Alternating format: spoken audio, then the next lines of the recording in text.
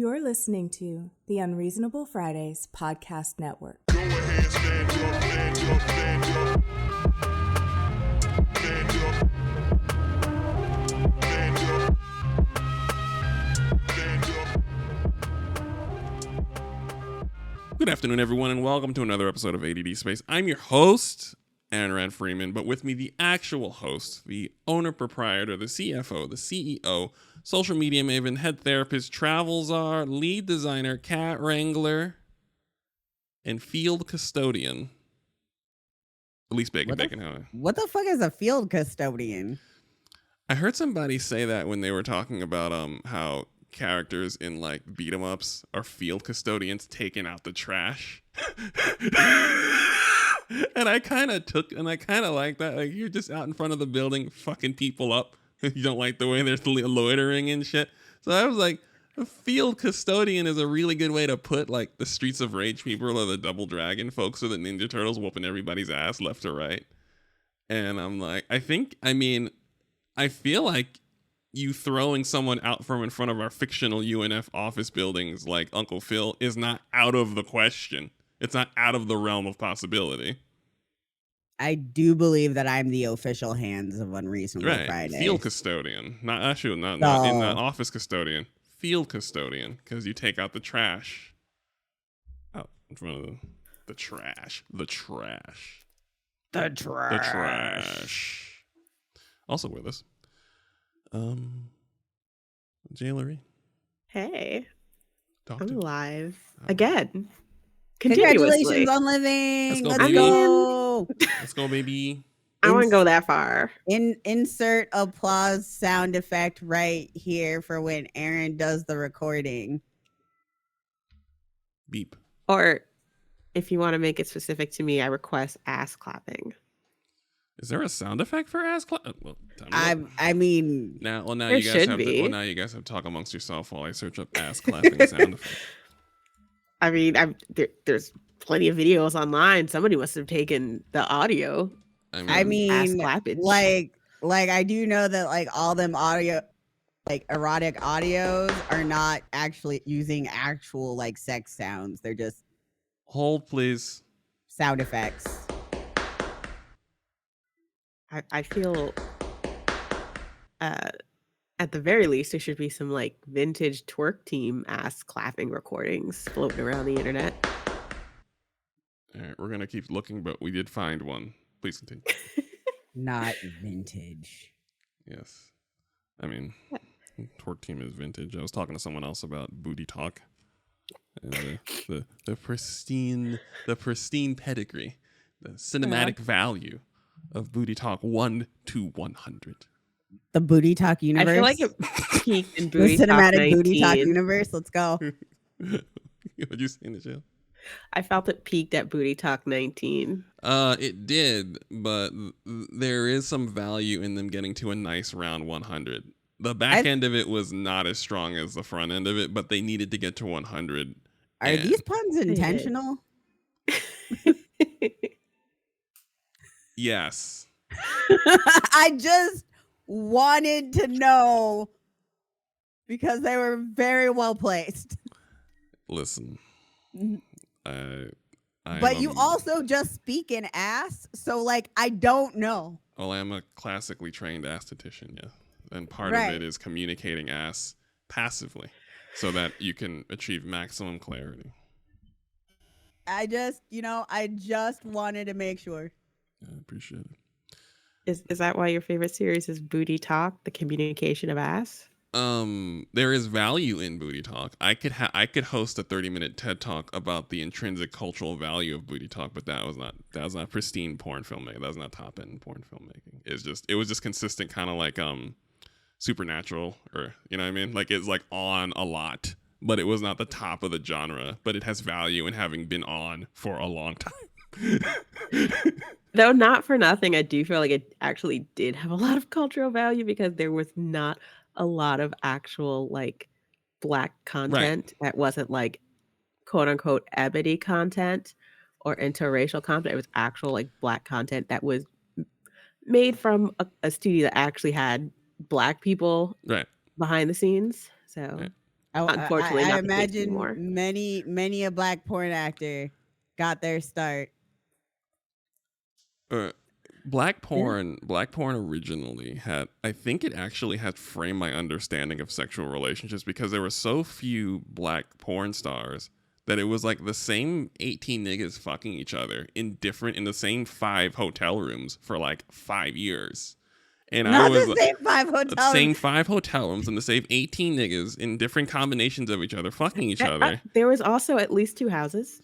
Fair. I mean, we built them. It wasn't houses to start. It was hotel rooms to start. And then we started to get the houses. And then one of them was like one of the porn star dudes straight up his house. I forgot his name. It's a little guy. And it's straight up his apartment. A nice apartment. But it's straight up his apartment. So, but yeah. And I think that has quietly formed my concept of communal spaces and communal sexuality. I'm like, well, that seems to be a pretty safe, varied circle of sexual activity. Just the same 12 niggas swapping each other out as needed. And I'm like, okay, I can see this. I realize that now at 40 because, Yeah. I think if you were an impressionable youth watching that, it would have given you a very false sense of how much twerking happens in closets. Real world, not a lot. Booty talk, like all the time. Yes. I'm sorry, in closets? Yeah. Yes. Because you see, they didn't have a lot of room, right? Yeah. So, like, they would start off with the girl twerking. Yeah. And then she would, like, sexually made her way to the bedroom. But it's like a hotel room. Right. So, all they had was, like, a closet or a bathroom. And right. My favorite can't ones, really make twerking around a toilet that sexy, so you go with closet. my favorite ones are the ones where they have like the woman getting ready to do the porn, and the dude just starts foreplaying and harassing her while she's getting ready in like the bathroom of the venue. And I'm like, that makes sense. That's rooted in reality because I like that one. That's my favorite opening to classic black VHS porn right there. But yeah, this is a show about video games, nerd culture. We talk about booty talk for 10 minutes. I mean, it's culturally relevant. It is important. Booty talk is important. Booty talk was important for black culture, and this is a black cultural media show. Yeah. Yes. Where we talk about video games, nerd shit. Porn counts as nerd shit, and all the nerds be watching booty talk. Oh no, bro! Listen, I'm here for it because I'm of the age now where like sometimes I'll be perusing porn and some of those girls look so young. I'm like, shit, no. Oh, did you hear? I know I'm getting a little cunt casty, but did you hear the latest porn goss? No, not at all. Tell us the porn goss. Alexis, Texas, shot with a black man. Oh, I say as my mother walks into the room and immediately walks out. Hi, Mom. She's gone. But yeah, Alexis, Texas did an interracial scene, which That's not her jam. Well, it was not her fans' jam for such a long time that everybody assumed it was going to happen. And it apparently has. So we've officially reached a post-racial society off the back of Alexis, Texas. I think probably actually on the back. Texas be on the back. Finally reached the point where she's like, "Hey, I gotta pay my mortgage, so it's got to be that, and I gotta start getting weird with it." So I mean, you have to start getting into that blacked.com audience. You gotta go in there, get everybody. Pretty much. You gotta do that. So I mean, you gotta diversify. Actually, I don't want to get it. Like I'm yeah, I get it. Anyway, pay for your porn and your sex workers. Thanks, guys. I'm not even gonna go down. I'm like, because it sparked in my head. I mean, I always hear guys always talking about how much they don't pay for this stuff, but it's like they do, and everyone should. But I'm not going to. We're not. I always thought that was really weird because it's like you'll pay EA to make the same game every year. That's a buggy mess, but like you won't pay somebody to give you like one of a kind content. Right. Especially like I'm just like, listen, if you're paying for Call of Duty, you need to pay for porn. I'm sorry. I've always argued I don't see the difference. Actually, I think porn has more value per cent than Call of Duty. That's the argument I'm making, actually. Yes, I don't because there is literally the argument I'm making. there is no way. You know what? Never paid for porn and then found in the patch notes that it's not functional. That never happened. Mm.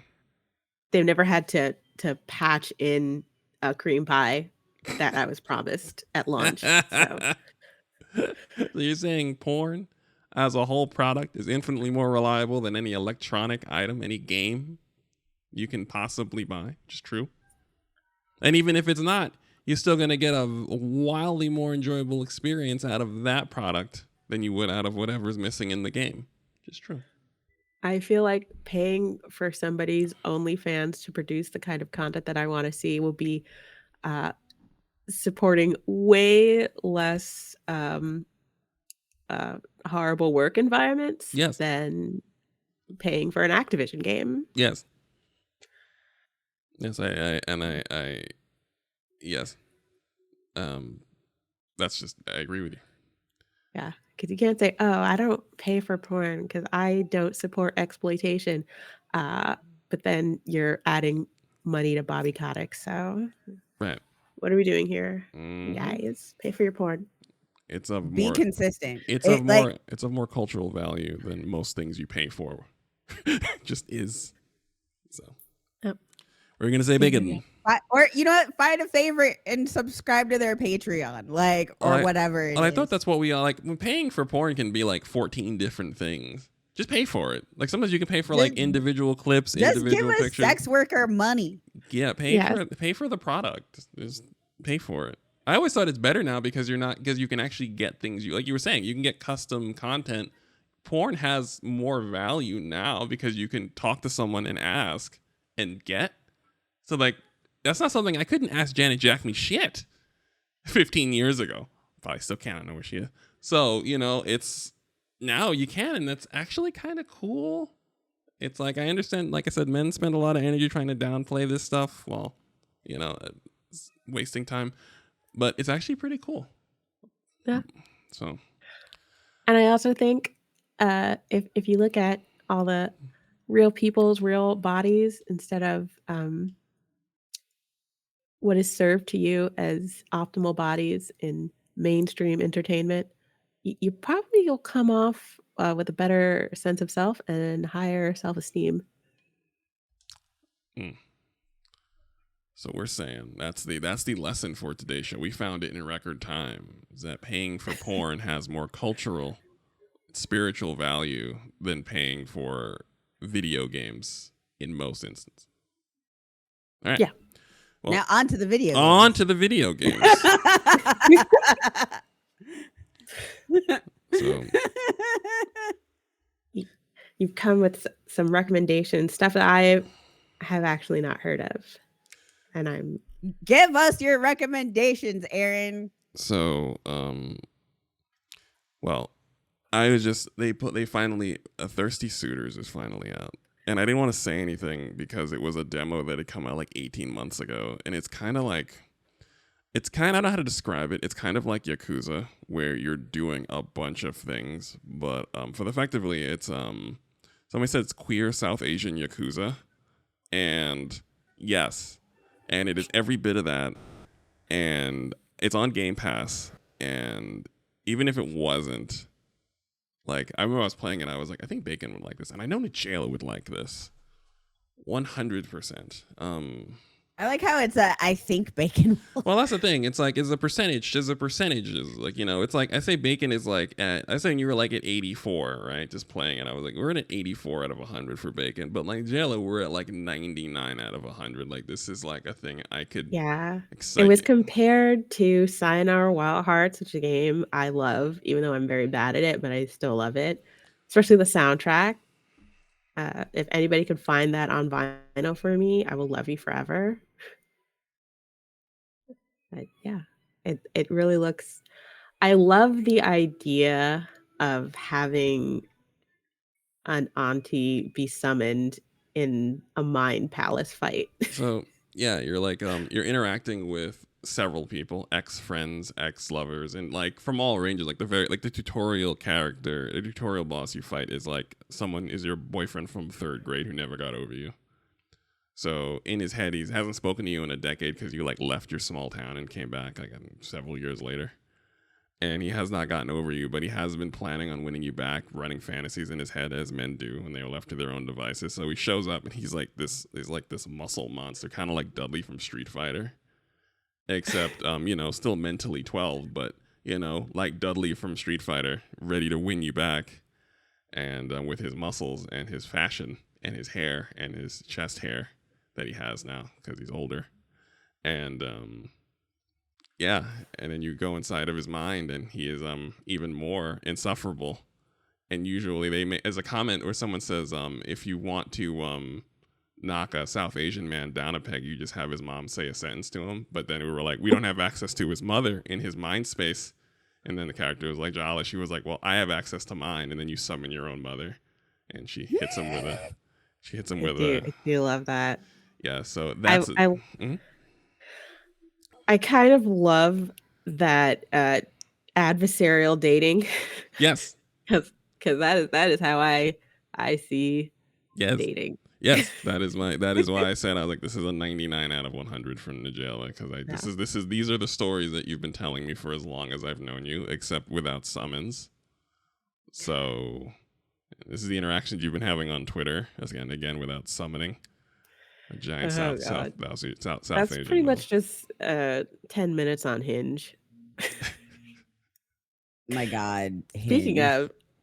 of, so I was on this show, which I thoroughly enjoyed. Thought it was a great episode.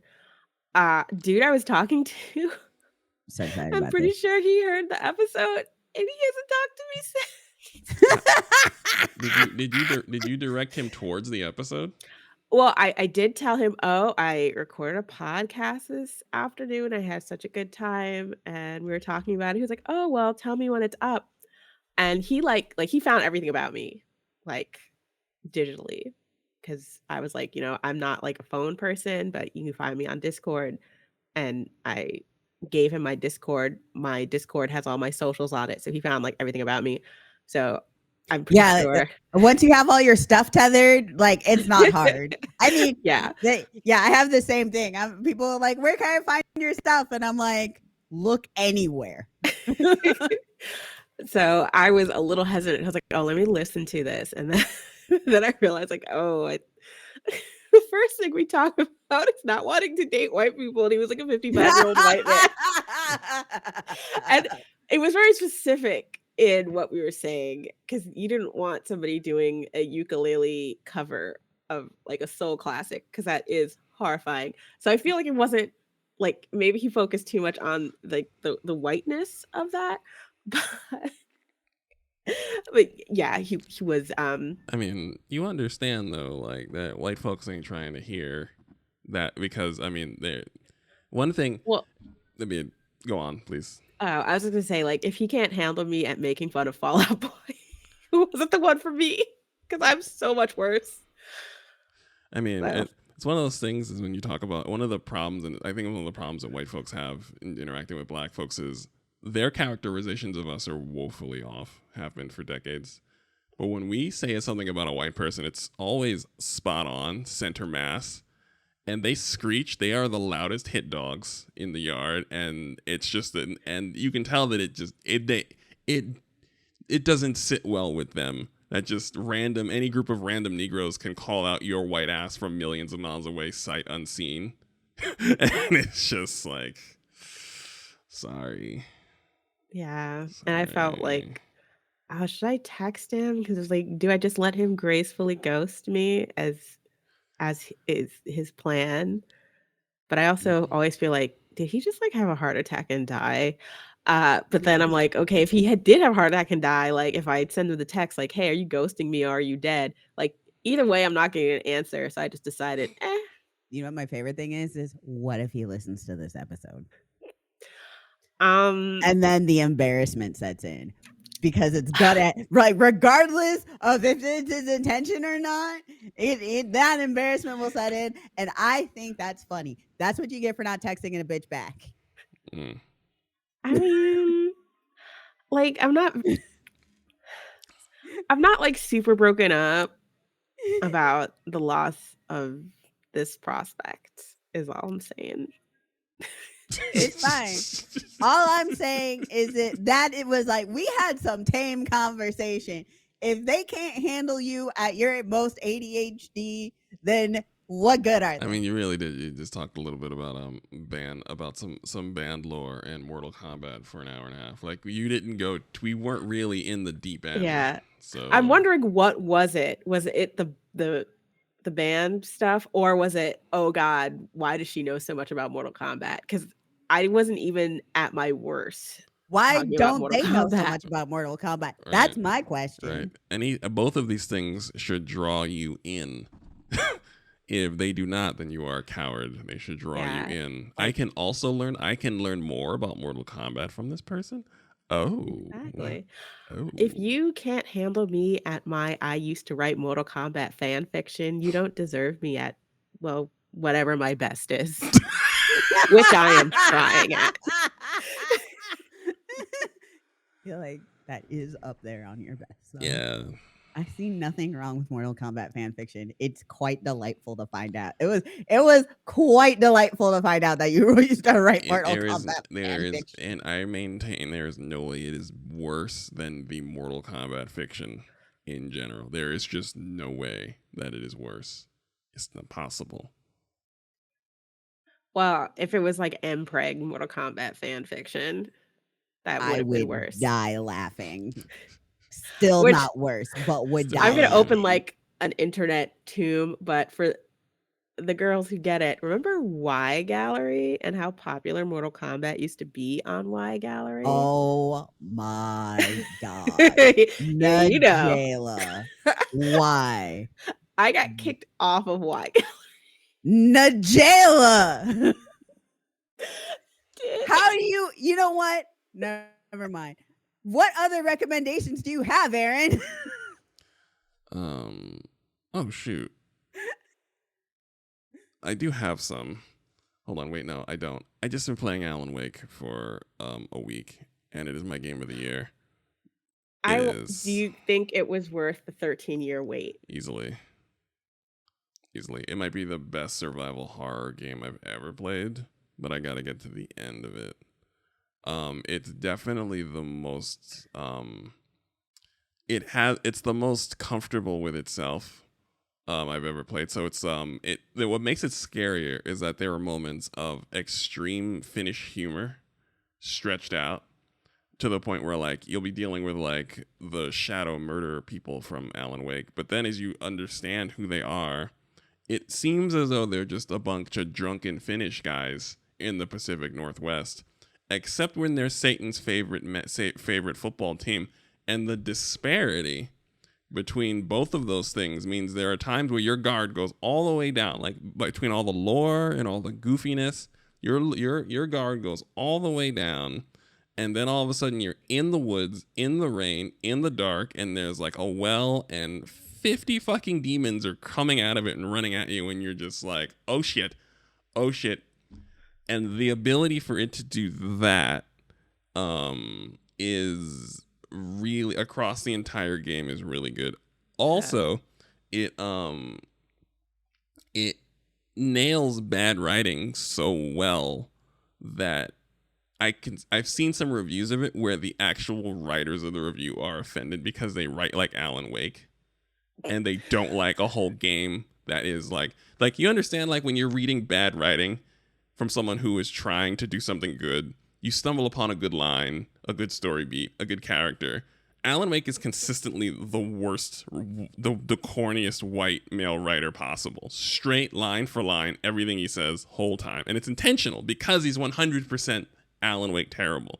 And some reviews don't like the writing and they're like going in. I'm not going to call anybody out, but they say it's the hit dog thing. I'm just like, oh, call him out. I'm not. But it's just like, oh, Alan Wake coming out right in time for NaNoWriMo seems intentional. Yes. Oh, 100%.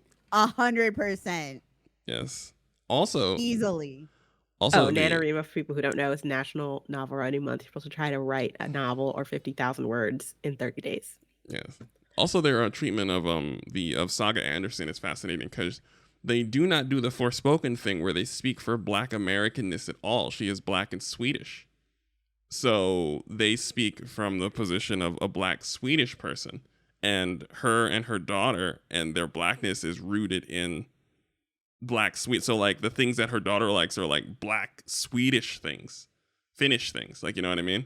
So it's like they're not even beginning to even suggest they know what the Black American experience is. They're not even going to go there. They don't know. Yeah. They won't bother.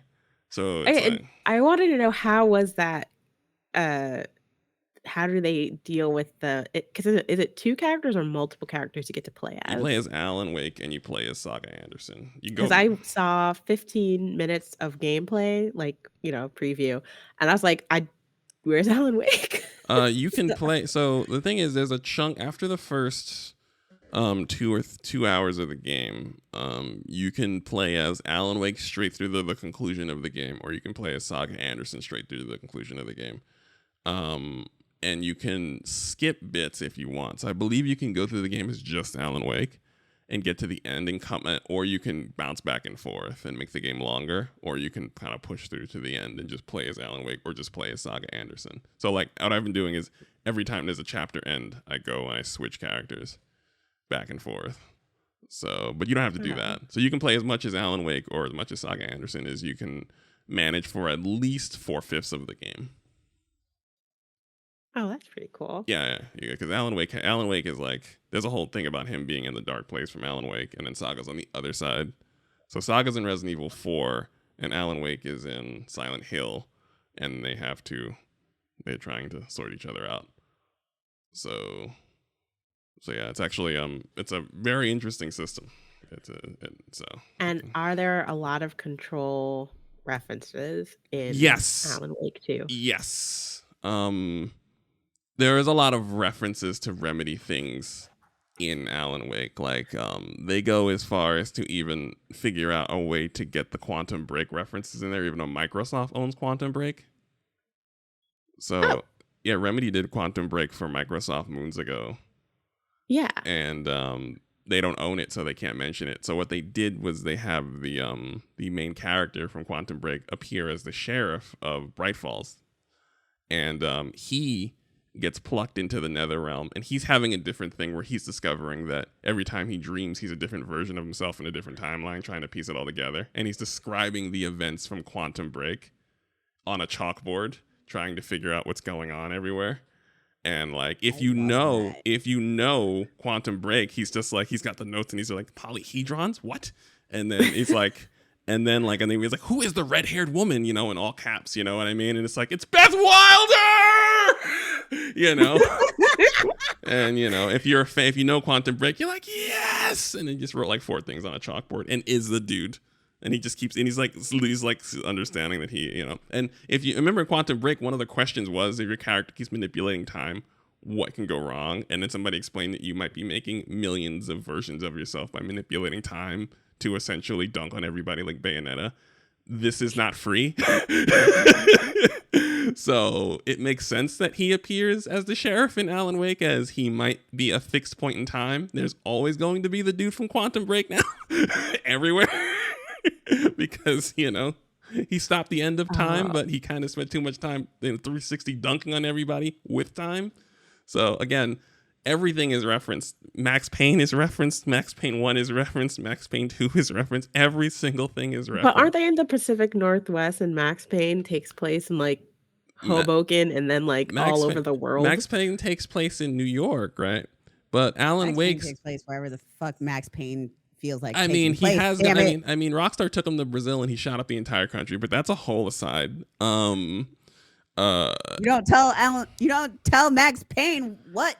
I mean, really, no. Alan, my favorite narrative beat, one of my favorite narrative beats of all time, is somewhere in the middle of Max Payne 3. The entire state, the entire country of Brazil is trying to get him out. Like, it's no longer about him dealing with anyone at all. Everyone, the good guys, the bad guys, the government is trying to get him on a plane out of Brazil. That's it. They want him to leave. Like, they don't care because they're not trying to, everyone's trying to get him to leave. There's one group of guys who are trying to kill him, but everybody wants him to leave. And they realize that they can't kill him, so they have to help him escape. Because if he's here, he'll just keep killing everyone. So they need to get him out of here so we can survive. We don't have enough people to keep getting shot by this gringo. We don't have enough people. And, but that's Max Payne 3, that's Rockstar. Max Payne 1 and 2 take place in New York in Alan Wake's fiction. Alan, what? Did I just in my brain decide that Max Payne was from New Jersey? So no. He was from New Jersey. I could have sworn he was from. He's Hoboken. probably from New Jersey. So the story takes place. Alan Wake takes place. So Alan Wake has a character named Alex Casey who is effectively Max Payne. His story takes place in New York and is effectively Max Payne. So it's the storytelling and the setting of Max Payne is essentially a character written by Alan Wake. So the Max Payne that we understand is actually written by Alan Wake. The shooting game is a totally different thing, but the character with the leather jacket and Sam Lake's squinting face is Alex Casey. And those are the books that made Alan Wake famous. In the beginning of Max Payne 3, when he gets sent out, is because he shoots the mayor, he shoots like the governor of New Jersey's son because he talks shit and gets shot by Max Payne. Predictably, they got to get him out of there. He winds up in Brazil doing private security, and then they got to get him out of there. Again, that's an aside. Max Payne 1 and 2 are Remedy. He's also Alex Casey. He's written by Alan Wake. So he exists in Alan Wake's story as Max Payne. The same voice actor of Max Payne, and Sam Lake's face is Max Payne dressed like Max Payne in the story segments. Yes. I feel like there's definitely like a delicate balance between like schlock and fan service, and this seems like well executed fan service. It's like they are on, so it's a story where it is unsure. It's a story about a lake that grants artists the ability to create in real time, and as you keep unfolding it, you keep wondering who has made what. Because so like in Control, it's insinuated that Alan Wake wrote the existence of the Federal Bureau of Control into existence to save himself. So the Federal Bureau of Control exists in Alan Wake 2. It's unsure whether he wrote it. When you meet Tom Zane, who was the first person to wind up in the bottom of the lake and in the dark place, he's a director. So it's then insinuated that Alan Wake, the game you're playing, is being filmed by Thomas Zane in the other place. So he's willing that into existence by filming your adventure while you write your adventure, while you both work together to get out of the dark place. And so everything you've been encountering is him filming it, you're writing it, it's bending around you, both of you are trying to leave, you're drawing things towards you so you can kind of like get a hand through the glass ceiling, and then they pull you up. So that's like the story of Alan Wake 2, is Artours with the ability to create reality, and it's now unclear how much reality they've been creating from the start. Because there is a dark force that is using Alan Wake and using Tom Zane to try and to free himself from the lake so that he can just have reality to live in, so on, so forth. They handle it really well. It is. This is a thing that Remedy is very good at. It is definitely, I'd be amazed if this was not my game of the year. This is definitely my favorite game, right behind Control, I've ever played. Right behind Control, but it's a survival horror. That's high praise. Yeah, I'm a Remedy fan. I'm a Remedy nerd, though. Like, I like their stuff. I like how they go about their business. So, yeah, I don't think they've had a bad game. No, they have not. Their worst game was Quantum Break. Yeah. That is how good the games they've and Quantum Break's like not a bad game. No. It's okay. Quantum Break was a good action game and had probably the most coherent time travel story a video game has ever had. Like a story about manipulating time that a game has ever had. Time narratives get so fucky. Yeah, immediately, almost. Looking immediately. at you, Loki. Don't talk about the new season. I'm waiting for all the episodes to drop so I can watch it all at once. So Nobody say anything. The I was gonna say the way that I am like 3 years behind and what that like 4 years at this point behind and what that means. I'm just like, there's so much. It's fine. Eh. Marvel is doing the thing. That's a weird thing where Marvel is kind of mimicking the way comics work because they have like the event comic where everything comes together for a few months, and then there's like the scramble to get the stories apart, build the momentum, and get them back together, and that takes a few years of just like scrambling. And that's kind of what the MCU is doing, where it's just kind of like piecing it, pulling everything apart, and pushing it back together. And it's like this and weird. it's very weird to see people who do not consume comics. Yes, absolutely out about freaking it. out. And I'm like, is the MCU's So, like, but not? it doesn't feel the same. Like it's not going It's to. not going to. They spent The 10 event years. ended. Yes, so now it's got to build to something else. They spent 10 years telling a story, my guy. They told it. We have to wait. Yeah. And then the one person they were centering the next story around, Chadwick Boseman, he passed away. So then there was a whole phase dedicated to making sure Black Panther 2 was right. So now they're starting over. And then when they started to go over, Jonathan Majors got into legal trouble. So now they have to stop. But I feel like if there's a character that's easy to recast, it's Kang. I'm not gonna lie to you, Jonathan Majors he's good. Like I'm not gonna deny that. I but like Jonathan. you're telling me there's not somebody at Juilliard right now that can't do it? Like, I mean, I like me some. I've grown to appreciate Jonathan Majors. I kind of want to see that what is sorted out. I was totally into his whole soft boy Artur bullshit, but you know, if he's out here rocking bitches in the face, I mean, on to the next one. I mean, all signs point towards that not being the case, but we just have to wait. So, like I said, I where he's been, I understand. So, like I said, just from everything that's been going on, it's just, but like I said, they were gonna slide over to Doom, which I feel like is a terrible idea, but whatever. I don't think I'm sorry, what's a terrible idea? Sliding over to Dr. Doom from Kang. They were eyeballing sliding over to Doom quickly when Jonathan Major got in legal trouble. And I get why, you know, obviously there's a lot of recognition for Dr. Doom. I am a lover of Dr. Doom. I love Dr. Doom. He's actually a great villain. He is, but he is not Kang on the threat level. He's just not. Like, unless they're going to make some vast changes. I think they would have to spend so much energy building up Doom, because Doom now in the comics is, but you would have to spend a long time establishing Doom and then pushing up his ceiling. But so much evolution has happened between 90s Doom, which was pretty much bog standard Doom for a very long time, and what Dr. Doom is now. I feel like you'd be giving the character a little disservice if you don't go through that journey with him. Right. Like, he's an impactful villain because you have to know so much about him. He definitely can be Thanos level, especially with the pathos that they want, but like, you need time for that. So to think you could just sub him in, like at the end, I feel like don't do that. Well, don't do that. Well, we're at the point now where we were just like, this isn't the point of Loki now to finally get to start moving the treads on Kang. Like, isn't that the point of this season? Yeah. I also kind of feel like, you know, with the Jonathan Majors stuff, they may just be looking to replace Jonathan Majors, but need time. Yeah. And like, I think that's due. Like, as much as everybody goes, oh, you can't do that because he already played a character. I'm like, can you just give Daniel Kaluuya another character and let him be Kang? I mean, I think he'd be so good at it.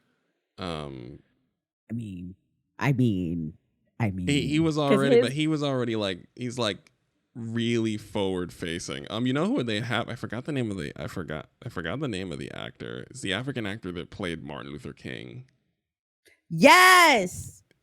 Yeah. That guy I forgot, would be great. Right. So I'm like, I don't want to, because like, Daniel. But actually, because the problem with recasting like a Daniel Kaluuya is that Black Panther is like a movie on rotation in Black households. So for like Black people, he's fresh in our minds. He's But too I fresh. feel like I I'm don't just think you sad can because his recast that character's nigga. in jail, so they're not gonna use him again. I know, I And I understand, want but him to be back but he's fresh though. because I just really enjoy No, him. no, he shouldn't Or I be. mean, they could bring him back. I mean, first off, this is a comic book series. yeah, They could bring him back. He could be New Kang, but there needs to be like some way of doing it. Unfortunately, it's like partway through. So what about John Boyega? He's young, I and mean, I've never seen him give a bad performance. no, yeah, that's great. I mean, Disney and him might have to have a talk because they did him dirty. Yeah, no, yeah, but that was the Star Wars people. This is a completely different. I mean, and I would not fault him if he just spit right in their faces. Yeah, I was They about did to do say him they real really, dirty. yeah, they took the entire premise of Star Wars as a black person looking at the new trilogy. I remember the first 30, 40 minutes. I was like, is this I was Stormtrooper? like, oh my god, This Stormtrooper is a so real good. person. What an interesting story. What an interesting place to start the new trilogy. A Stormtrooper who And was then tired they of did- stormtrooping. And they did shit all with it. Every interesting thing, they were like, oh, you think this is going somewhere? No, because we had several committees that said we need this as bland as possible. Yeah. So So I just that's what you're gonna get. I would just love. There's so many actors that I think can knock King out of the park. That like. Oh yeah, no, we don't need to be married to Jonathan Majors at all. We don't need to be married to many of the actors. Like I think the only actors at this point who are married to their role is like Robert Downey Jr. Yeah, he can't be anything else. But he's also, also- I but- think he just wants to retire. Yeah, I also don't think there's no more need for Iron Man anymore anyway. So like the characters who were like their superheroes are no longer a thing except for like Chris Hemsworth. Yeah, and I think he's going to be the last one to go out because Lady Thor. Oh, they're working on they're filming a Thor 5 and apparently they're not doing another zany one. They're not retaining the service of Taika Waititi. They're not retaining his services. I'm one of the people who did not hate the Wacky Zor movie. No, not at all. No. Because like I know what I'm walking into for a Taika Waititi movie. Yeah. So I didn't get why people were mad at that he made a Taika Waititi. I feel like there is a certain disconnect with these Marvel movies where people are walking in and they don't know like I remember with the Doctor Strange movie that I didn't like. The second one I think is like we're gonna call it Marathon of Madness because I hate it so much. I don't like Sam Raimi. I think he's terrible. I think Sam Raimi is awful, and always has been awful even since I was a kid. I don't understand it, but I knew he was going to then hand me trash, and he handed me pristine garbage. Like as much as I was not. I didn't know if I just didn't like Doctor Strange because I did. I watched Everything Everywhere All at Once, and then I went right into Doctor Strange too. Ooh. So can you imagine the emotional whiplash? So I was like, that film did not have a chance with me. No, it wasn't. It wasn't great. Listen, I'm not gonna lie. I had only there were two reasons I wanted to watch that movie, and they're basically for references. Because I wanted to see America, she was, which and I was wanted not the character. No, that wasn't the character. She was. You might as well have used a different character. I think there was supposed to be a Miles reference. I just wanted to see the references, and then I found out that I don't have to watch it for any reason other than to have a connection to the next Spider-Man movie. And I'm like, I'll just wiki it because what the fuck is that actor's name? The guy with the name that everybody can make a joke of and everybody remembers Benedict what it is. Cumberbatch. Cumberbatch, yes. Listen, y'all, though this is the way that CFS brain fog works and you just forget language, couldn't even do the association to the name.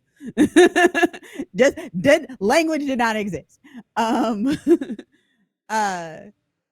So he's got there's some not great and kind of controversial stuff with on his regarding autism. So like He it, said a lot of terrible he things said a lot about of a lot of groups. of Not terrible things about a lot of terrible groups. The last one that I recall was on like autistic folks, because there was a lot of like ideas of when he was like doing Sherlock, that Sherlock was autistic. ugh, And so with the well, and this was from autistic folks too, because like they saw a lot of the a lot yeah. of the coding.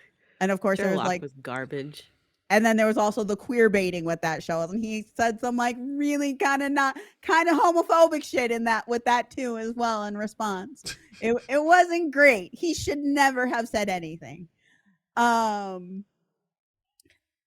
Yeah. And so like I can't, it's one of those things where like I have a problem where once an actor says something terrible, every time I see them I remember like it just pops up in my mind like the things that they said, because I just have that kind of memory, the association, Yeah. and I'm like, well, you have a punchable face.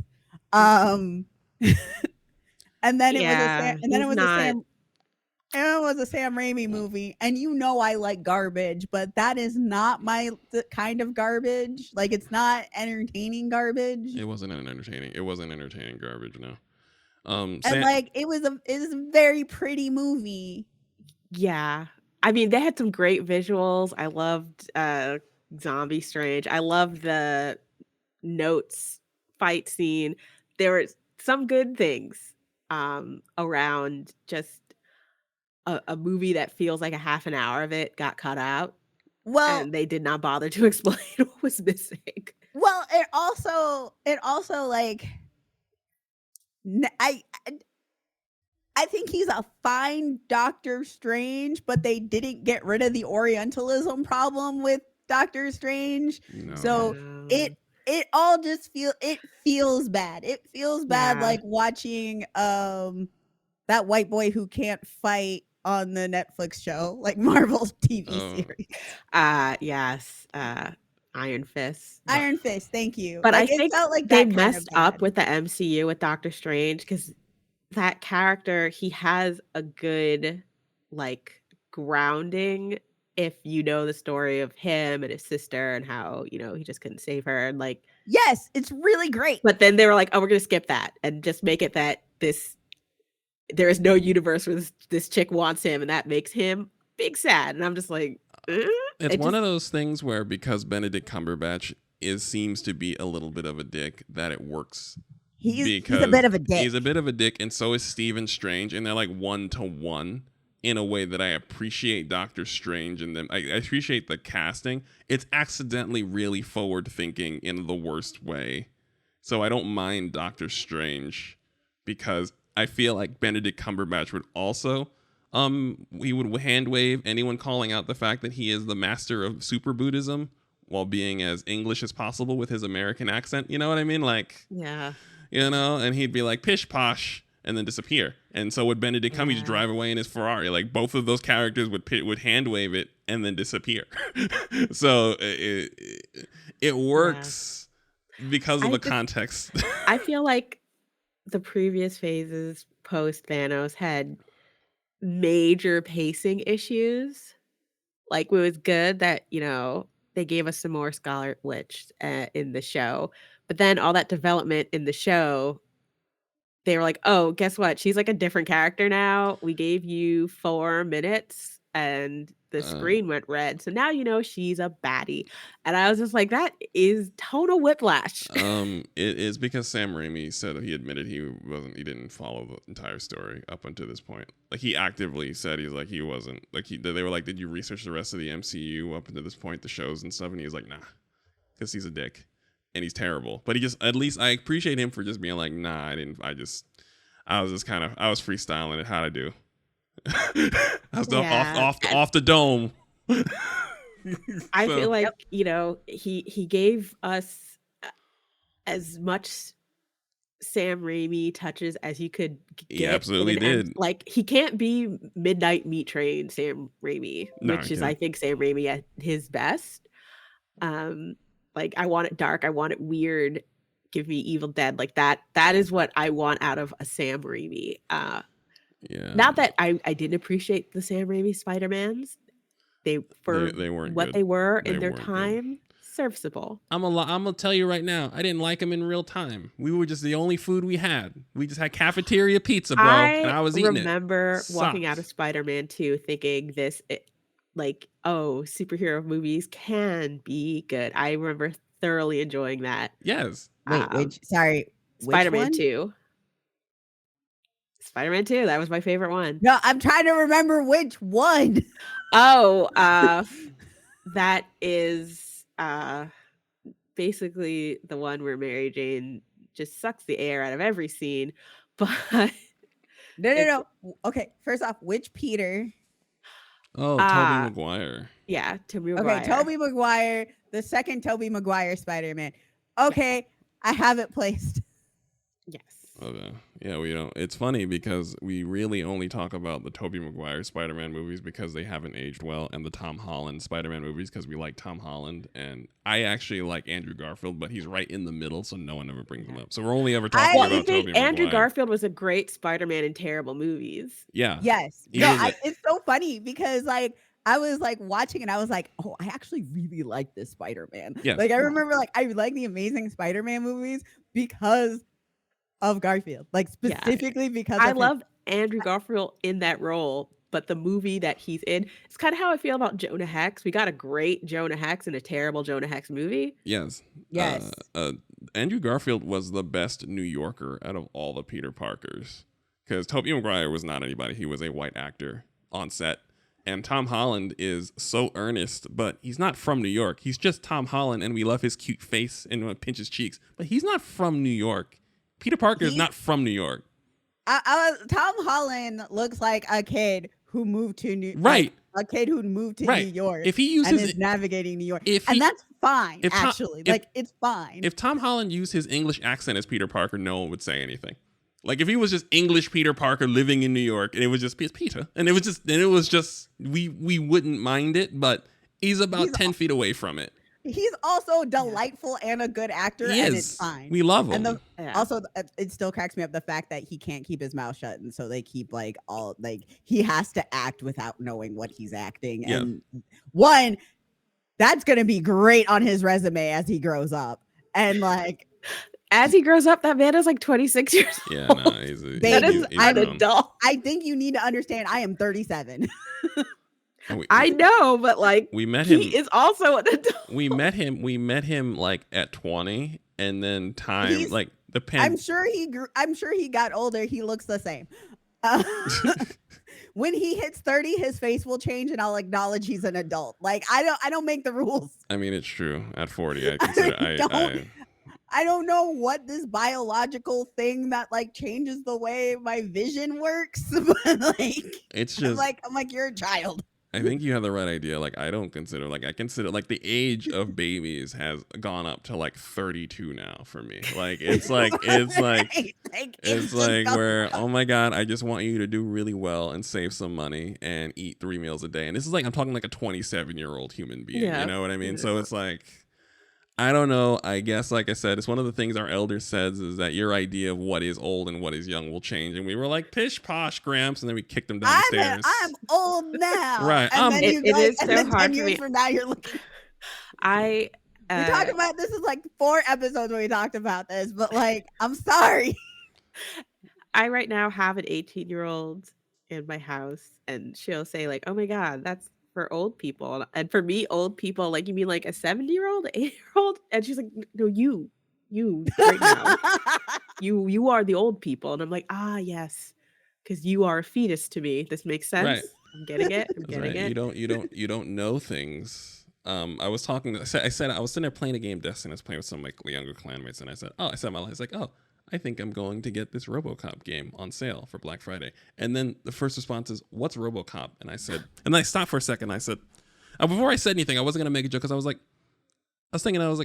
is there any reference point for him? And he's like 22. And I said, what year were you born? He said 2000. I But was there like, should be. Wasn't there, there a RoboCop remake? the remake wouldn't have worked if you didn't know what Yeah. RoboCop is. But like the remake True. had no cultural significance. They Right. don't remember it. Right. So it's like it was a remake. True, Right. you're correct. The- It was for us because we have Yeah. nostalgia problems, and Gen X has more nostalgia problems than There is millennials no such do. thing. That is a myth. There's no such thing as a nostalgia problem. The elders 2 generations above us had what they enjoyed physically destroyed, shipped out of stores, buried and set on fire. That shit fucking sucks. You better fucking keep giving me what I like. I like it to fucking exist. I don't want to deal with that shit. My fucking grandparents had their records and shit just moved out of stores. Couldn't find it. Cassettes moved, destroyed. That sucks. We don't have these problems. Keep giving it back to me. Restoration, whatever. I don't care. I don't believe in it. I don't want that. Our grandparents are fucked up because of that shit. That's why they look at new shit like that, because the things they like got set on fire in front of their face and replaced with shit they don't know for people they don't like. So, no, I First don't. off, I was being facetious. I mean, it's still It true. sounds though. like somebody got a little sensitive when I said Gen X has the Listen. nostalgia problem. I see it so much. I saw one of the reviews on YouTube said an honest review about RoboCop without nostalgia. What the fuck is RoboCop without nostalgia? What is it? Exactly. What the fuck? If you do not know what RoboCop is, it has no value. The value is the nostalgia. Just don't play it. If you don't know what RoboCop is and you're looking at these reviews, you don't play it. You don't know. I kind of feel like what would be the point? Like, because it's satirizing a world that doesn't exist, that nobody can go back to, thank God. And it's talking about a climate of a world that they would have never known. They have no reference point for anything. Right. None of the jokes will make any sense. None of the references are going to make any sense. Right. Just Well, you skip do know. it. I'm like, so you that. I apologize right now to everybody who's like late 20s and up Fuck for them. what I'm about to say. Fuck them. They're always the kids who are like the historians and like really into like time periods that are not their own. Yes. And they actively will watch the shows of our youth and be like, look at this cool thing I found. It's so much better than TV today. And those folks exist. And I can tell you right now that they get all of the jokes and everybody's looking at them going, how the fuck do you know that? I love those. I call those avatars of history. Those kids. Or of history, where they just all of a sudden like one kid who knows what the fuck Terminator is. You know what I mean? Not from like the last terrible movies, but like Terminator 1 and 2. And I'm like, but why? There's a short order cook at this place I get my breakfast sandwiches. He's like 25 talking to me about Terminator 2. And I'm like, what? And this is how you spend your time. Avatar of fucking history. When Napster and LimeWire were a thing before the music industry started screaming, my parents were like, I got really into 1960s music and like protest music. Right. And so like my parents didn't know about Napster or LimeWire at that point. They didn't know how I got a hold of this. And I was like listening to like also Motown. Like and also 80s synth pop, like in 8th grade. Like I was like heavily into all of this. My mom I got into that, but it wasn't after I just would cut class and be in the library, and they had like all the cassettes and tapes, and you could just listen to them for free. Listen, I went to a white public school that did not have that kind of a library, and there was absolutely no Motown in there. Yeah. I also can listen Arizona. to Drowning Pool at my. I'm also saying I was also in Arizona, so I need you to understand. My mom looks at me and goes, "How the fuck do you know about this music?" As I'm talking about, like, oh, I really like Cyndi Lauper right now. How do you know who Cyndi Lauper is? This was before, and this is the thing. This is why I And we particularly didn't have cable either. So like it's not like I saw MTV or anything. I had my entire reference was like 1998 internet. That's one of my favorite things about the modern media age is that information art is compressed now across multiple generations.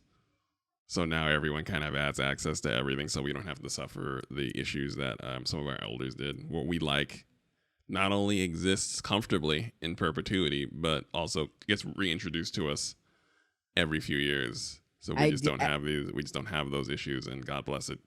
I do know that a lot of people get really upset when they're like, when like the youth are like, I really like classic rock. Let's put on the classic rock station, and it's like some 41, and I, for one, actually appreciate it because when I was youth and I attacked my parents with that, I feel pretty good being at the age that my parents were when they got physically attacked by this. Right. I'm actually okay I don't with find it. that like a physical attack, because like I think the physical attack is that you're being reminded of your age and your mortality, and like I mean, how many years have passed. Maybe because I was an emo kid, I'm like, that was me at 13. I was very aware of death. So now that I go into like Walmart and they're playing all my jams, I'm just like, this is just convenient. I get to rock out to Paramore while I pick out all my discounted ointments. Listen, Paramore is timeless. The teenagers, the babies love Paramore. Well, I kind of feel like so much music is timeless, and we don't really appreciate it. Yes, music in theory is timeless. However, some groups didn't really age well. Yeah. Well, I mean, and sometimes it's creepy when definitely creepy, but like some of them also just can't connect to new audiences. Because like, take Weezer for example. I feel like 8th graders always will love. Hate Weezer. I worked at a college textbook store, so I listened to so much Weezer that I am now physically ill. I fucking hate Weezer. Thinking about always Weezer. Hated Weezer. But I also noticed that consistently, if you ask a random 8th grader from a white suburb what their favorite band is, I think you could, from their inception to right now, one 8th grader in that class going to say Weezer's their favorite band. I don't have to ask. I can just look at what they're wearing. Yeah. Every fucking one of them has the square black plastic frames. Yes. They all kind of look like a serial killer. One of them. It's either a green shirt or a striped shirt or some variation. It depends on what their favorite album is. I can guess. I like it. It's that point. I fucking hate Weezer. I'm so tired of it. I got Weezer fatigue back when Weezer was like new.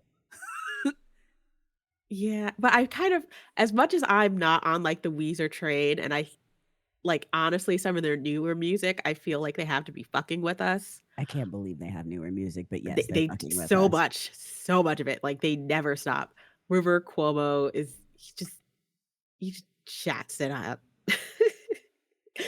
Just here's some teenage angst from this 50-year-old man.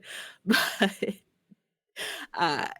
like I feel like there's some music that will always find its audience, and it will always be like a new group of 8th graders who are just now discovering how much they love music, and those kids will find their Weezer, or they will find, their old music that really gets them.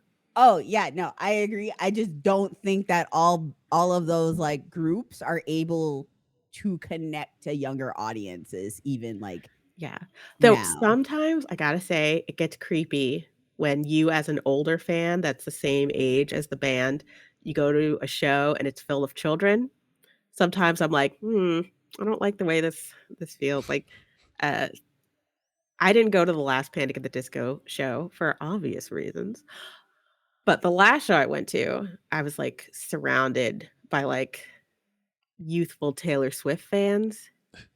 And then the guy, he's like floating on a piano and he's like, hey, play Fortnite with me. And I'm like, no, do you not see how the volume of children here? You play Fortnite with adults, you weirdo. Like the vibes are very off. There needs to be, for those, there needs to be like a sophisticated adult section of the venue for at least 20 people who are of a certain age to sit cross-legged at tables away from the kids so they can enjoy the music. Because I didn't even mind being amongst the kids, even though I did feel like I was like hired to be a babysitter because they were jumping all around and jumping on the chairs. And I was like, why is there not a more adultier adult to stop this foolishness? And I had to do it. And I was very mad. But like, I thought it was weird that he's trying to like give a room full of screaming children a way to contact him. Like, don't add him on Xbox. Like, you don't know that man. That's an adult man. That's creepy. I was sitting next to like a 12-year-old. The vibes were consistently off in that moment. And that is when I was like, maybe this isn't for me anymore. And I'm okay. I'm just going to go to my older indie bands. I am only going to bar venues. I want to sit though. Oh no, we've got bar venues that have seating. Yeah, you can sit. You just got to get there a little early. You can't get there late. You either have to get there a little early, but also there's like, so like there's one here that like it is a 21 and up, but they have a seating section, like a full seat. Like it's not like an 80. It's like because it's meant for shows. So it's got a full seating area. And then there's the bar, and then there's a venue that I really love where I am, called the Fillmore in Charlotte. Shout out to them. And I just love them because for most shows, you could get a VIP package where you get a chair, a very squishy, comfy chair, and it is so far away from everybody else. What? Oh my God. One of my favorite venues here is called the Triple Door, and it is an adult venue.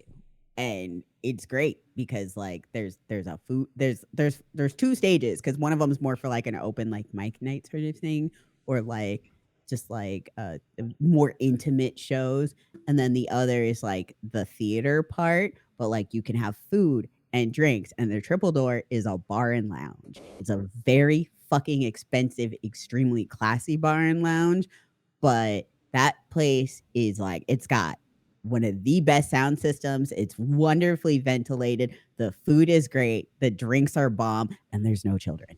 Yeah. I mean, I never want to be one of those people that won't go to all ages shows. I definitely think like there's a place for them. No, there is a place for them. I don't need to be there. Yes.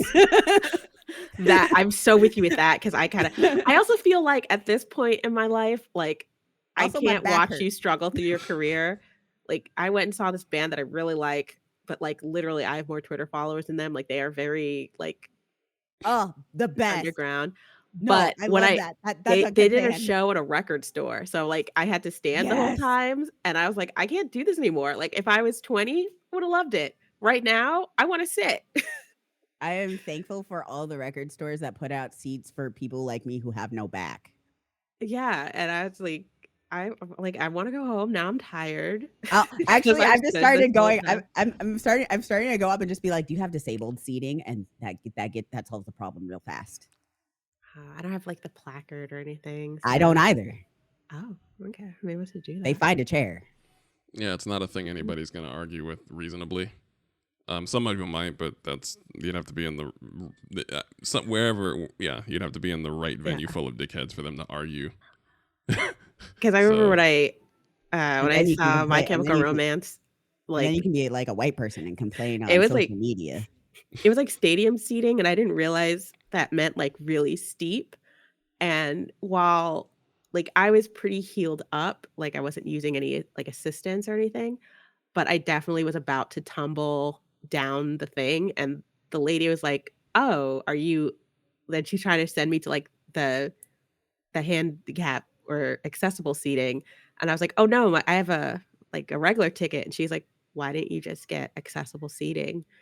And it had never dawned on me that I could have gotten accessible seating, so I wouldn't have to try not to tumble down the stairs. This is everybody. This is your fucking reminder. First off, stuff that internalized ableism. And if you've got a disabled body, ask about accessibility seating. I always assume that there's going to Everywhere. be somebody who needs more accessibility than I, so I shouldn't take that seat. Stop it. If you need it, ask for it.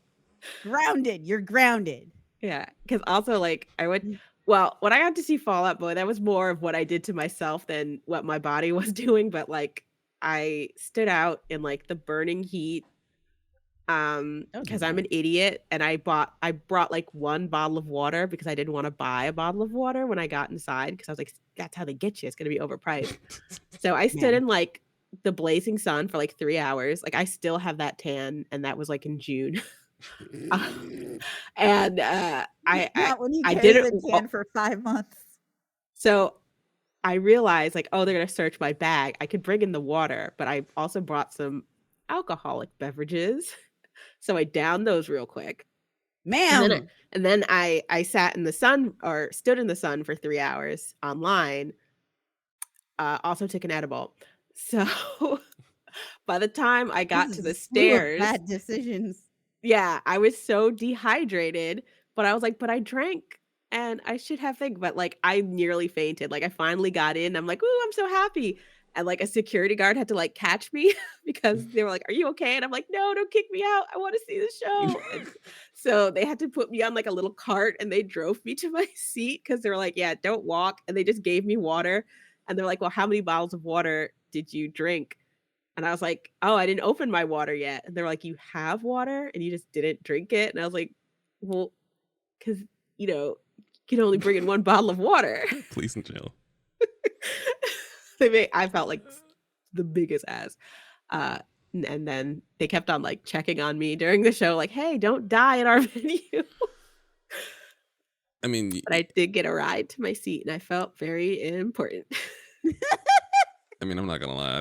I'd keep sending people to you every 10 minutes if you're just not drinking water, hanging out in the heat. Like if you're once I hear you're not drinking water, then we have to be worried about you until you leave the venue. We have to stare because at you. they had water stations, but then if you left the line, I didn't know if they were going to give me back my place in line because I was by myself. Oh, I understand completely. So I was like, I didn't want to leave the line, and they were like, so you didn't leave the line, you didn't drink water, but you had a bottle of water, you just elected not to drink it. I was like, because I didn't want to waste the water. Yeah, no. You can't waste the water, Najela. Well, now I know. At that point, you were drunk and had an edible and were not capable of making sound decisions. No, not at all. Would not recommend. So everybody who's listening, do not do what Najela did. No, don't stand for 3 hours after. Children who are listening to the show, do not do what Najela did. Especially not for Fall Out Boy. Like, never for Fall Out Boy. We do actually have stories and stuff. We definitely got to talk about the fall of Destiny. Wait, what? So what happened? So Bungie, freshly acquired by Sony,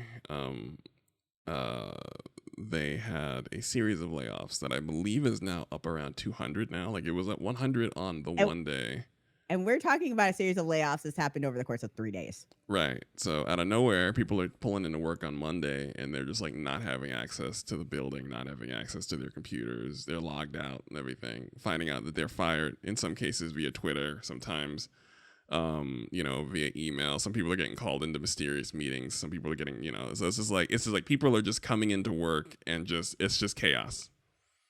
And and it's like everyone. So it's they're doing the thing, the most terrifying form of layoffs where they're laying off tenured people who have worked in Bungie for 10, 15, 20 years, people that have like worked on Halo and like Marathon and stuff are getting laid off. They're also just firing people who worked there for 2 years. Right. They're just firing everybody. And people in different departments. They fired I believe one of their veteran attorneys, veteran engineers, designers, several designers. I forgot the name of the lady, the art designer. She worked on everything from Halo all the way up to Destiny. She got fired. Publishing, marketing, and design. Wow, marketing. I feel always gutted. They got marketing first. I say that as somebody who used to do corporate marketing. they gutted everybody Yeah. at the same time, but those three in particular, and like I don't mean like outward design. I mean like the game design. Like they gutted design, publishing, and marketing the hardest. They also fired several layers of community managers. So like Almost everybody front facing. right, got fired. So like whoever you would speak to regarding Bungie, got fired for a few layers there. Yeah, they fired Wow. Michael Salvatore, the composer for several Bungie games for the past 15 years. They also fired, I think, his name was Michael Seacrest, who was like his tag team partner and second in command also. So they fired the music man and his homie. Like when I saw that, I went, "What the? Are you not making games anymore?" Right. So apparently the CEO, I gotta find the CEO's tweets. But apparently Bungie was 45% off of their their fiscal predictions for the year. And That's a management problem, right? And that's not a people problem, right? That's a y'all problem, right? That's a number. That's a disparity that's so large that someone was fucking up on the top end and got that's a top end fired. fuck up, and you're firing the wrong people Mm-hmm. because that boggles my mind. There is okay, so there's a special layer in hell for anybody who does firings before the holiday season. Go fuck yourself. Yes, this is all tax related. That's a reason why all of the layoffs happen at the end of fucking October. Like all the mass layoffs happen like at two specific points of the year, and that's the summer fiscal year and then the winter fiscal year. Like every fucking time. None of these people are gonna get jobs until February. Go fuck yourself. They also weren't able to cash out their Sony stocks. They were 1 day short. My God. An extra level of hell and fucked up. And again, right before the holidays. Like seriously, go fuck yourself. You just like fucked over so many people. Yeah, they got 1 day of insurance because they were fired on the 30th, not the 31st. And they all of them. Yeah, that happened to me last time I got laid off. Right. It was Go on. right at the end of the month, and then I was in a coma right afterwards. And then I found out I didn't have insurance because my insurance had lapsed while I was in a coma. Because I didn't. Silly me was in a coma and didn't file the paperwork ahead of hand. Right. Wild. Right. So we're in a. The other part of that is like none of the data at all supports layoffs for as like a money saving thing. Like there is no data that like supports mass layoffs. No. Like it's actually useless. Yeah. It is a useless tactic. Yes. So like, what does that say for the future of Destiny 2? So I believe the rumor is that the final shape has been pushed back for 6 months. Now there might be a 6-month dead spot. Now in terms of live service games, I mean they fired their QA team, so I don't know who's going to be doing QA. Well, that's what I mean. That's why there's the delay is because Bungie's gonna need a few months to get right with themselves, with the fans, and then like actually organize and hire people to do these things and sort this out. So Final Shape has been pushed back until June. It's supposed to come out in February. It got pushed back to June. That shit's gonna get pushed back longer. It's gonna come out broken. They don't got people. They don't have the people, and it's not looking like they'll be Destiny past the Final Shape, because this is usually what happens to live service games, except it doesn't take 10 years to do it. Like usually what happens is at some point the corporations decide that this isn't making enough money for us. And then they just stop giving it money, and that's it. And then it just bleeds out. But does it make sense because Sony is like literally giving them the money to get their shit together? Sony and they just decided to cut it. There have been cuts all over Sony, and as we've talked about now, Sony tactically is one to vacate plans they've had at the slightest turbulence at all. Right. So this is a discussion that we were having Sony on the. This is a discussion we were having in the podcast Discord. We haven't had it on here. Sony Sony's business structure is specifically on single player games. Yes. Large AAA single player games. Yeah. And as Aaron said, like they make these big plans and then they vacate them to go to the safe strategy, which is they should have just stayed with the safe strategy. Right. They said they were Like- gonna. They said they were gonna lean on live service games, which is why they picked up Bungie to spearhead that. It's only been it hasn't been that long, and they've already stated that they're going to scale back on their live service plans. I mean, to be clear, live service games, Which I did kind of call that. Live service games don't make any money unless they do, but you can't tell until you do it. So investing in them is not wise. But we could have told you that. But I think everybody expects their live service game to instantly be Fortnite, and that Fortnite wasn't instantly Fortnite. Right. Well, I think specifically they're trying to go for the Japanese and Asian the Japanese and Chinese and Korean live service market, which is different. True. That is money over there. Yeah, and Destiny is not how they. And it was going to be bringing Destiny more over that way. It's funny because as a Destiny fan, I can comfortably tell you Destiny has never made any money for anyone. It's literally has never made any the money. infinite first-person shooter is expensive. It's the reason why there's only one.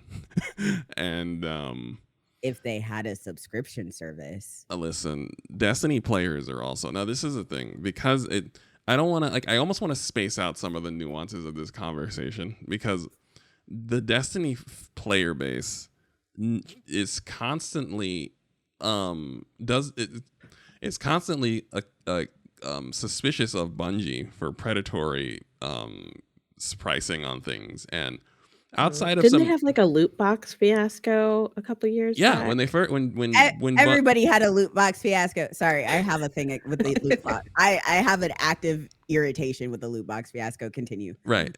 When Destiny 2 first came out, it had a loot box thing with pricing, but they righted the ship several years ago, and it was righted within the first year. Right. It was righted before I stopped playing. Right. So there is a level of distrust for Bungie that, and also a fundamental misunderstanding of what they're doing and how much money they're making and how much Destiny costs to upkeep, given what it is. Let me rephrase. If Bungie had treated Destiny like the fucking MMO it was and is, and wasn't trying to fucking run away from what they fucking created, wouldn't be having this issue. Not at all, no. Yes, the Destiny players are concerned about predatory, but a lot of that stuff was it built up over the years until it got to the point. They should have had the subscription model earlier once they were planning their content releases. I agree. Especially with how much content that they were planning to have out, but it's too expensive of a game to have upkeep otherwise. And one of the ways that you make money off of subscription models is by lapsed subscriptions. Right. Yeah. People who say subscribed because they want to play, they just want to be able to play whenever, or they just forget about it. Like Destiny is actively a game where that would have worked. Right. It's part of the reason why ESO works is because you have like 30 different expansions, but instead of paying for all of the expansions, you just pay a monthly subscription to have access to all of the content. So one of the issues that have emerged is Bungie upper management isn't good. Bungie themselves make good games, but the upper management is awful. And one of the things now we're realizing is that they have failed to sufficiently monetize Destiny by just simply centering the only way they really could monetize Destiny, given how expensive it is. So, I've also been saying this shit for years at this point. What are you saying, Jill? Well, I mean, I think there were opportunities to monetize. Yeah. in a way that wouldn't have felt like they're just trying to siphon money off of their most dedicated players. Yes, and that ship sailed. Yeah, the ship sailed. Yeah. That's the problem. I kind of feel like a lot of people saw what EA was able to pull off with The Sims and decided like, oh, we could do that too, but like that's not going to work for most games. No. Well, Where you- Bungie management was specifically running away from the MMO title. Like Right. they created an MMO RPG shooter. Like that, it's literally what it is. And they were like, it's not an MMO, it's a live service game. And I'm like, I don't know what to fucking tell you. But I also feel like MMOs were kind of the first live services because They're were the literally first- live They- service they- games. they were. Jayla, Like- they are live service game. like you don't get the whole infrastructure of a live service game without MMOs. Like that's Make how it we make know sense, it works. Najela. Make it make sense. And I know, I mean, my point of reference is always going to be The Sims, but like what EA did was they made the base game free to play, and then Yes. you pay for expansions. But there's also the EA Access program where you get everything, but you pay monthly. Yes. So you a can do either or. subscription. And I Yes. feel like if you give players that choice, like I'm not going to pay for EA Access, never, especially because I only play the one game. No, Elder But- Scrolls Online does it exactly that way. Yeah, and it works. It's a tried and true method because then you have one-off people like me who's just going to buy the expansion if they want it, but then you also have that reoccurring subscriptions, and I don't see why that they overlook doing that with Destiny. Because they didn't want to be an MMO in it, Jayla. Right. Yeah, they were actively But like avoiding The Sims is an MMO. Right. It's It not. was. It's a single player game. I'm So- not telling you anything that makes sense. I'm just telling you their reasoning, which Right. doesn't make sense. So when It Destiny, absolutely doesn't. when Destiny 2 first came out, they were very much directly saying this is not an MMO. like actually live actively. in interviews, Right. like actively. Dynamite, what do you want? It was a talking point that this was not an MMO, and they tried to dumb it down. But then they kind of like didn't have enough content for the player base. So as they started ramping up content and what you're doing for content and started to mimic the moves of an MMO, they had the opportunity to also offer the pricing model, and they didn't, persistently trying to rely on microtransactions, kind of riding on the knife's edge.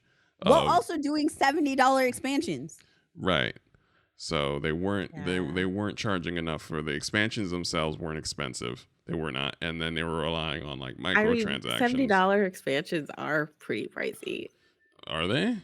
I remember Yeah.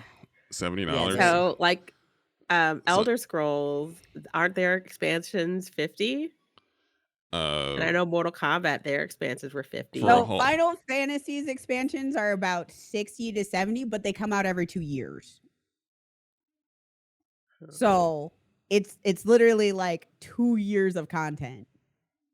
I always, And all previous expansions, once you get the current expansion, all previous expansions fall under that yeah. new expansion. Okay, so if I you're can see why they do so that. if you're a new player buying the game new, you just buy the 70 and you get everything. Yeah, that's what that's Okay. where Bungie fucked up right there. That is where this year that came to a head with Lightfall, and the fact is they would have you buy each individual expansion going back, and they didn't lump them all up. But also because they didn't have a subscription model, they had to nickel and dime everybody as opposed to just being like, get one expansion. like the way that they were trying to monetize the game was really bad. Like there's no way it was sustainable. And like if you're trying to keep up with it as a player, like it's so expensive. Right. Like it's actively too expensive a game You know what to it play- is? to keep up with. I don't think it's predatory as much as dumb, and I think that's where my brain settled. Was like I understand what I am aware of what predatory pricing is and what it looks like. Bungie was just doing it strangely. I think it was predatory but unintentionally. Right. They were doing it was like a fuckboy like response Even though you know this person is not a fuckboy, but their response, the length of time they took to call you back was fuckboy-esque, and someone else could definitely take offense to this. And that came to a head this year. There was about 4 months where everyone was like, the servers were inconsistent, and they still had this pricing model, and people were just like on the Bungie. They were treating Bungie like Amazon for about 4 months, which I thought was an exaggerated response to Bungie. But that, because they were riding kind of on the knife's edge of player retention and how as a method of keeping the game afloat, they were not able to. This is a big hit, having 4 months of players who just, like, veteran players, the ones who spend the silver, getting off of the game. And you can't really coast like we made Halo, and it's like, okay, but are you making money right now? Right. So it's like there is this year was, unfortunately, probably because it is on the heels of the best expansion. So the Witch Queen is probably the best expansion since like King's Fall of Destiny. Like, it was the best Destiny was for a bit, and then they followed it up with filler anime, and then the worst Destiny has been in terms of stability, while then having the most convoluted pricing plan.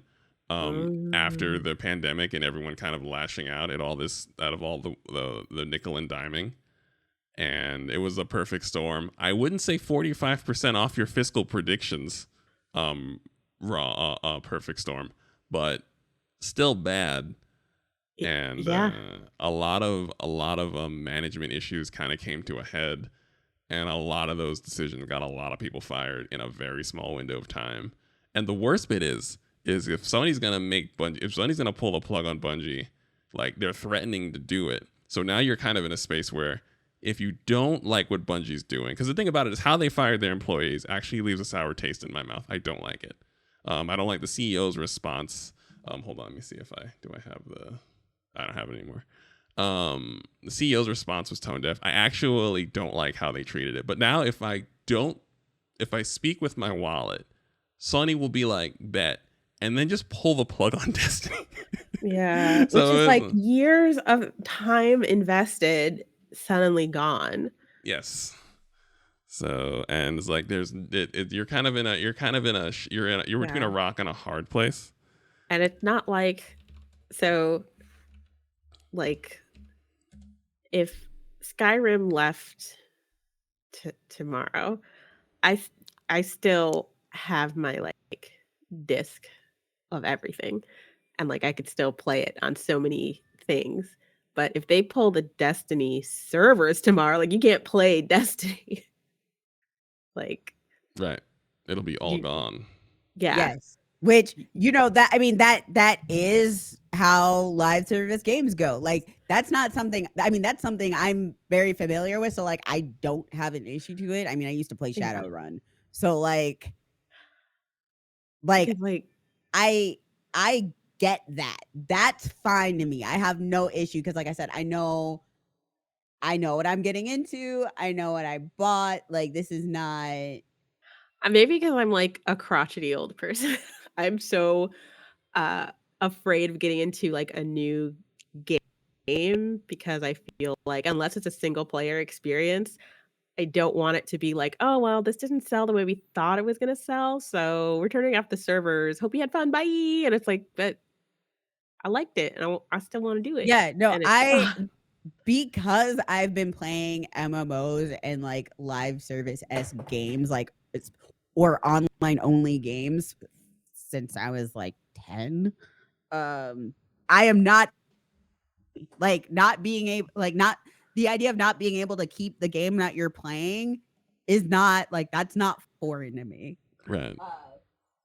Like, I always know that and it's not that new. Can happen. It's not new. And it's not new. So like this, I think that it being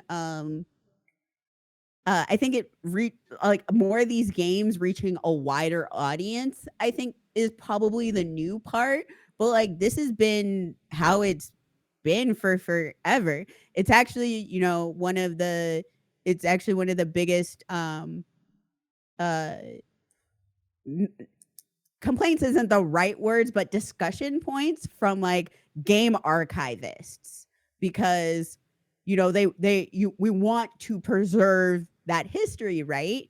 But Yeah. like, if the company just says it's all gone and then it goes away and you don't have access to it anymore, and then you're like, you're trying to sue for the rights to like keep it from being in anybody's, you can't archive it.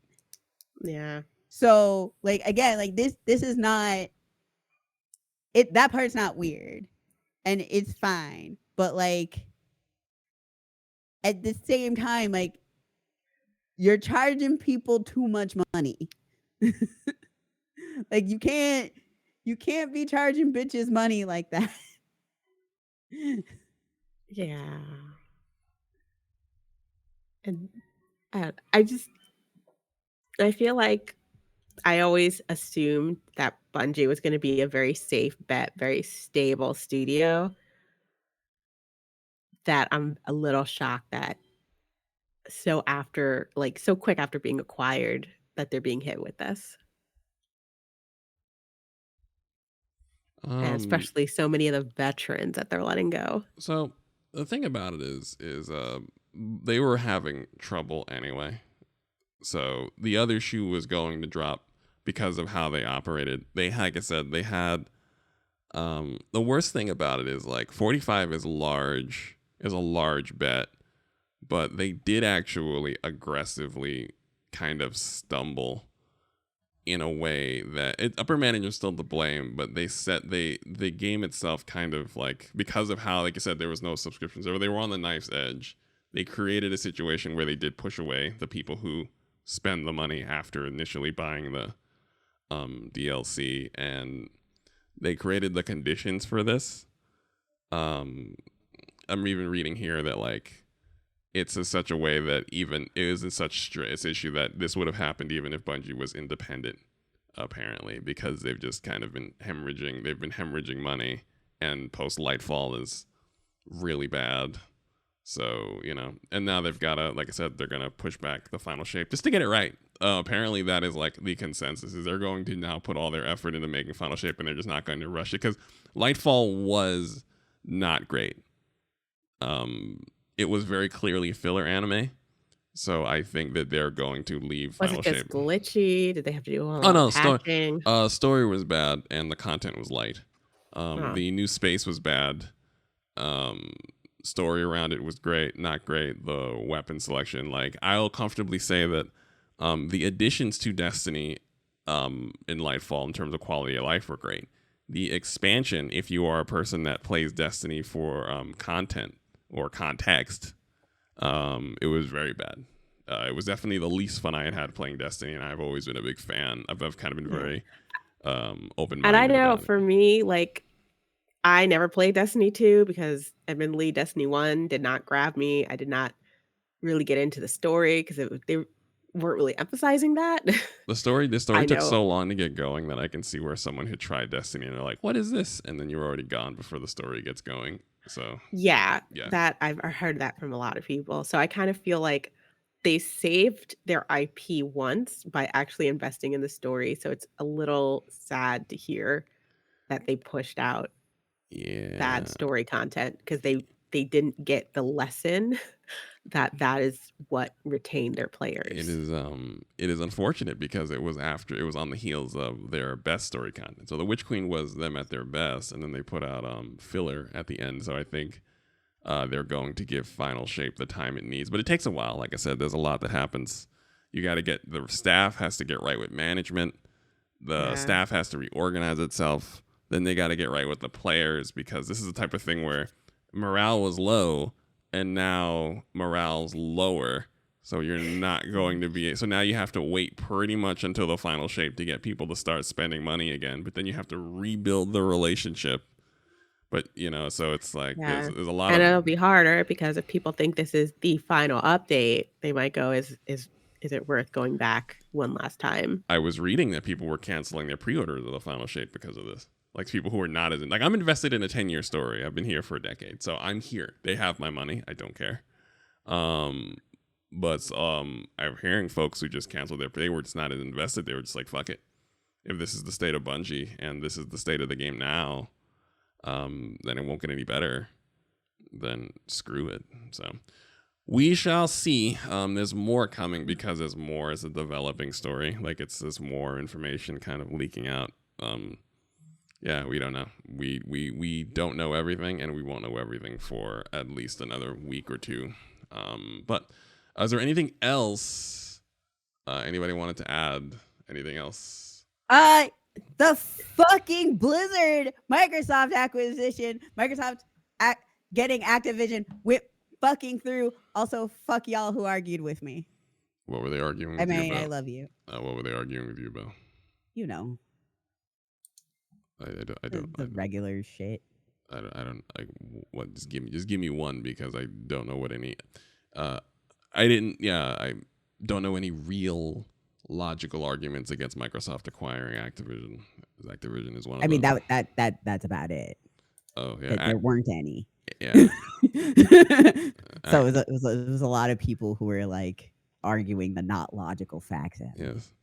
Yeah. The way the corporate ecosystem works now is if you are a poorly run company, another company will consume your body, and that's it. I don't understand. Like, outside of just being pissy towards Microsoft, I don't understand why this took a year. Activision is, given all the IPs under its umbrella, is one of the worst run companies. I genuinely think they were just trying to say fuck you to Microsoft, right? But it was the wrong thing at the wrong time. Like this is specifically not the scenario. Yes, monopolies are bad. Yes, capitalism. This is the one situation where shit is supposed to work as intended. Right. Like this specific kind of acquisition was the intention. Yes, there's no monopoly issue. Activision isn't dominating anything. It in fact holds a lot of IP trapped in the basement, chained to radiators, and has no intention of using them. And when they do use them, they use them in very half-hearted cash grab fashion. So yes, in this instance, just given the corporate, I'm like, they should have had this argument but when they were trying to buy Bethesda. Right. That would have been the correct one. Right. Bethesda's fine. They make fine products. That would have been not Activision is not the correct one. Right. Yeah. So. And I don't understand what Sony. I mean, Sony makes questionable decisions. I don't understand. I'm not like business is not my thing. I don't understand. Somebody else who gets that better than me can probably explain what they're doing, but like I don't get it. Sony in terms of what? Because Sony. Yes. Well, Sony has their plan. They go about their gaming business as they've always kind of gone about it, and even though they try to branch out here and there. But that's just it. They don't try to. I mean, they do say they're going to. They say they're going to. They do the phase 1 of branching out, and they go, never mind. Yes, most things are in service. And then I'm like, you could have just not wasted everybody's time and money, and your own time and money. So what are you doing? Sony is just not interested in the things that Sony's not interested in. And you just kind of have to know what those things are. Yeah, but they don't like Sony only gets successful by accident. Huh? I feel like Sony, they're just doing whatever, and sometimes it's like, oh, that actually worked, and then they learn nothing. There is a lot of accidental cultural. They have a lot of accidental successes. Yes, they were very intentional, and then it's been a problem since I think the PlayStation 4. Of them just kind of failing, kind of like, I guess, like bouncing all over the shop, and sometimes things work and sometimes they don't, while having a lot of cultural cachet. Yeah. I mean, I think it's even before that, because look at how many, beloved games they would not bring over from Japan that probably would have sold super well. They don't care about that. I don't understand the jail. I really... Game restoration, preservation, mobility, that's actively not their thing. That's just actively not there. They don't care. It's just Sony goes about their business. There are certain things they believe in, and it shows, and there are certain things they don't believe in. They don't believe in giving you they don't believe in this Game Pass shit. It's all half-ass. They don't believe in this backwards compatibility shit. It's very hit or miss. They don't necessarily believe in indie games and get them when you get them. And they don't believe necessarily in the live service game or online infrastructure, as evidenced by their yearly issue with hackers. And once a year, everyone gets access to everyone's credit card information. I don't like. Do you realize that the Japanese government was like, you have to fix your security. Like, actually, like that's a thing that happened twice. Like they are in trouble with the Japanese government. Actively. Exactly. Like, I think like the last one that I remember, because I thought it was funny. They're like, what are you trying to do for Japan? What is your worth to Japan? That shit will never not be funny to me. Yeah. So they're like, we don't even know what you're doing anymore. What are you doing? But yeah. Yeah, I just like, because there was a everybody on Sony, please change your passwords, because there was a major breach like a couple months ago that just got released the other day. Oh yeah. Was that a couple days ago? Did they get? Yeah, it was real recent. Oh yeah, I mean, because I got the notification into my email and I laughed for about an hour. You know what? Let me change your password. I mean, you might have caught wind of it. If you didn't, just change your password and just change it once a year. Secure. And never use the same password for your PlayStation that you use for anything, especially banking. Yes. Don't do that. Don't do that. Don't do that. But yeah. Yeah. So I saw that and I was laughing and I was like, are y'all gonna be in trouble again? Yeah. So I'm waiting to see if they're gonna be in trouble again, because I'm very curious. Right. Because they were supposed to get their shit together and they have not gotten their shit together, and I'm waiting for the drama. It's like watching a television show. Right. So except the stakes are your identifiable data. Yeah, I mean, I'm already fucked, so I don't care. But Microsoft will be exceptional capitalists in their acquisition of Activision, and put Activision stuff on Game Pass so we can play it, which is very simple. That's all. It's not rocket science. Just take all your Crash. I just hope. I kind of hope that this means like certain people at Activision that let some pretty horrible things happen will be moved on and replaced. So publicly, they have said in corporate speak they're gutting leadership. Right. Yeah. That was publicly stated, and there was really no other way of taking it. But I hope it actually happens. But so that's what I'm actively hoping what happens. Also, Microsoft has gone union neutral. So like they're not pro-unions, they're not anti-unions. So but they're, because like they're used to doing work in they're used to doing, working with unions like in Europe and literally every fucking where else in the world that they have places, that because unions are a thing other places in the world and have bargaining power. Fuck you, US. They're now in a state where they're like, yes, we're just gonna work with unions. You can join a union, just like fill out the proper paperwork, and then we will work with you like we work with everybody else. So that's good news for the unions that were formed at Activision. Yeah. So we'll see how that goes. Like, there's a lot of stuff pending. I'm personally going to be watching because I would like to play Overwatch. I mean, well, Didn't they force everybody into Overwatch too? I was about to say that's gonna be a lot of deconstructing. Right. Yeah, that would be a lot of deconstructing before they can make Overwatch 2 palatable again for everybody. Like a lot. Well, so the thing, like, I'm not looking for palatable because it's a mess, right? Right. I'm just looking like it's going to take a very long time to fix the things that are wrong with that game specifically. Yeah. Those things that are wrong with the game are not why I wasn't playing the game. Yeah, you don't feel good supporting Activision.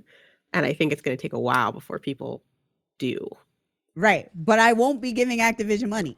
I will be giving Microsoft money. And that I don't mind. Now, is Microsoft great? Microsoft is not great, but Microsoft's not Activision. So That's true. that's where this is one of those where, like, we will see. Because I'm a person who, like when you're boycotting, you at some point you go back. Like, if changes are made, if changes if changes that you agree with are made, you start re-supporting the product. You start re-supporting because that shows, hey, you are doing things I like, and in turn, I'm giving you my money again. Yeah. Like, that's how they're supposed to work. That is specifically and that is how I operate. It's also why boycotts don't really work anymore, because people don't understand what a boycott is. Thank you, miseducation. Miseducation and misinformation.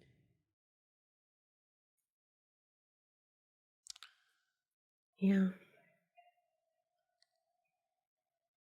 I think,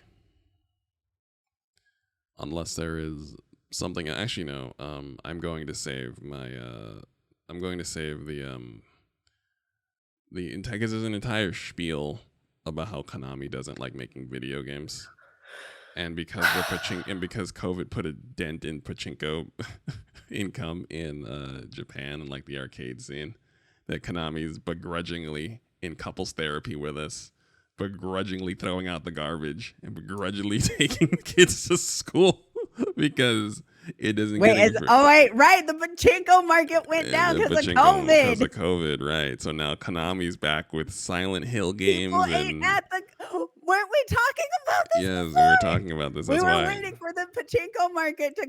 Right. And so now Konami's back with, they have multiple Silent Hill games, Metal Gear Solid collection, all types of Konami stuff is I want dropping. them to just do a Revengeance like remaster. Don't ask Konami to do shit for you, because they're not going to do it. Like, I don't know if like, you understand. that's why I say I want them to. I know Konami doesn't do shit for nobody. But like I said, Konami is take the little bastard to school, and that's it. If the little bastard forgot something, then fuck it. I'm going. I'm going. I'm not going home and back to school to drop anything off. Like, listen, you guys want pizza? I give you a cheese pizza with nothing on it. That's it. Don't ask me for pepperoni or any of that expensive shit. Like, fuck you guys. I feel like Konami went from being synonymous with like prestige gaming experiences. They did. To kind of being like the seedy card shark that you don't want to make eye contact with of the gaming industry. Yeah, they absolutely are not trustworthy. They the Metal Gear Solid. My favorite bit is the Metal Gear Solid collection is Metal Gear Solid 2 and 3 are just the same game from the original Blue Point remasters from a decade ago of Metal Gear Solid 2 and 3, just pushed up to 1080p. Metal Gear Solid 1 is just an emulator. It's just an emulator version of Metal Gear with the soft texture filtering on. Yeah, that Metal Gear Solid collection is just essentially other people's work, Control C and Control V for $60. Like, they just don't care about the people who care about their IPs. No, they like, don't. No. Metal Gear they're had here a for the huge pachinko anniversary. market. Yeah. and they did nothing. No, they were. No, they didn't even like tweet a hey, guess what came out, 20 years ago. Like they just No, they're not here. But I remember they put out Contra Rogue Corps, that terrible game. They have they have the Silent Hill game. They have the Silent Hill Ascension interactive movie visual experience. It's just mostly just microtransactions to get access to an episodic Silent Hill story that has nothing to do with anything. but we couldn't keep PT. They took that off. They took We that couldn't off. even enjoy that. Silent Hill 2's remake is being made by Bloober Team, who is probably the worst developer. It was like they actively plagiarize, but they're also just the most creatively bereft, but I imagine extremely affordable development team to make your horror game. And it's just like Konami, for the most part, is not too worried about it. They're just trying to make whatever money they can make now that the pachinko machines aren't paying them out. And they don't want to be here. And the enormity of their catalog, because like you said, they were the face of prestige gaming for about 15 years. And the enormity of their catalog being served to you like cafeteria lunch Yeah, is just so jarring to see. Like I would even say like prison food. like prison food. And it's strange because Actively like trying to hurt you at this point. right. So it's like even things like the amount of energy Capcom puts into selling you old Capcom stuff, even if they're just trying to make money, the amount of energy that goes into the reissuing of classic Capcom stuff is commendable. They want you to acknowledge history and then pay for it. And it's all R&D, because if you keep paying for one thing, Capcom will keep producing old Capcom to give you for money. Yeah. And Konami is just they are so not into it. They are so mean-spirited. It is just all, there you go. It's so much prison lunch for things that of a value like Metal Gear Solid 1. Like, there's no other way to play Metal Gear Solid 1 without a PlayStation 1 or an emulator. So you would think bringing back Metal Gear Solid 1 20 odd years later would be massive. You know what I mean? Yeah. And no, it's just kind of like They could pull a Resident Evil with the Metal Gear games and some of like the side games that aren't as popular and print money. yes. Yes. But But then they'd have to apologize to how they treated the creator and get him back, and they'll never do that. So we're No. never getting at, and that They would makes me also really need sad. to care about anything other than pachinko machines. Right. They weren't here for games for years. I remember the first time I saw the Silent Hill light gun shooter, I knew something was up. And that was years ago. I knew something was going on. There's a Silent Hill light gun shooter. And I was They are no longer in the actual games like No. in the console PC gaming market. no, they are selling their shit out of their garage. They got into that casino money and they are extremely happy there. Yeah, and they are here because a tragedy has befallen their money. And it's fucking hilarious. Like, I mean, it sucks for us, but I'm not gonna lie, I didn't even know a Silent Hill. I had no idea there was a Silent Hill remake. Yeah. I saw no marketing for this. Well, so a funny thing about this is tinfoil hat me. Last year they announced Silent Hill 2 remake. Bloober Team isn't good. So there's nothing they can show about Silent Hill 2 that would get our attention, because anything you see won't be good. I promise you it won't be enjoyable. Also, the remake of AddSpace and the remake of Resident Evil were so perfect that now I think they're just hiding their kid. Like they just put a coat over Silent Hill remake, and now they're just ushering it into the building while the kid just like the Silent Hill remake. I could have sworn was supposed to be already out. It's supposed to come out in September, and no one has said anything. And I think it's directly off the strength of AddSpace and Resident Evil 4. specifically Dead Space, which is doing what specific like Resident Evil 4 was new. Dead Space is doing what Silent Hill is trying to do specifically, and it's absolutely nailed it. And I think it's applying pressure. And Konami's out here trying to usher Silent Hill into the building without any cameras catching it. It seems like, but again, this is Konami. Like I said, they have the phone game Silent Hill Ascension. I couldn't log on because it was janky. I was looking online. They have emotes and stickers. They have Rainbow It's Trauma emotes. Apparently they had a Twitch chat going along the side of the so everyone was kind of like, you would join a server and you would be looking at essentially like a Telltale game in real time, and you'd make decisions and you'd so on, and there was like a constant Twitch chat of you playing the game with people. And apparently there were too many people making comments about ejaculate in the side for the game that came out this week. By the way, the game came out this week. I'm sorry. Can you repeat all of that? There were too many in the Twitch style chat on the side of Silent Hill Ascension, the mobile game. There was too many comments about ejaculate, so they had to close the chat.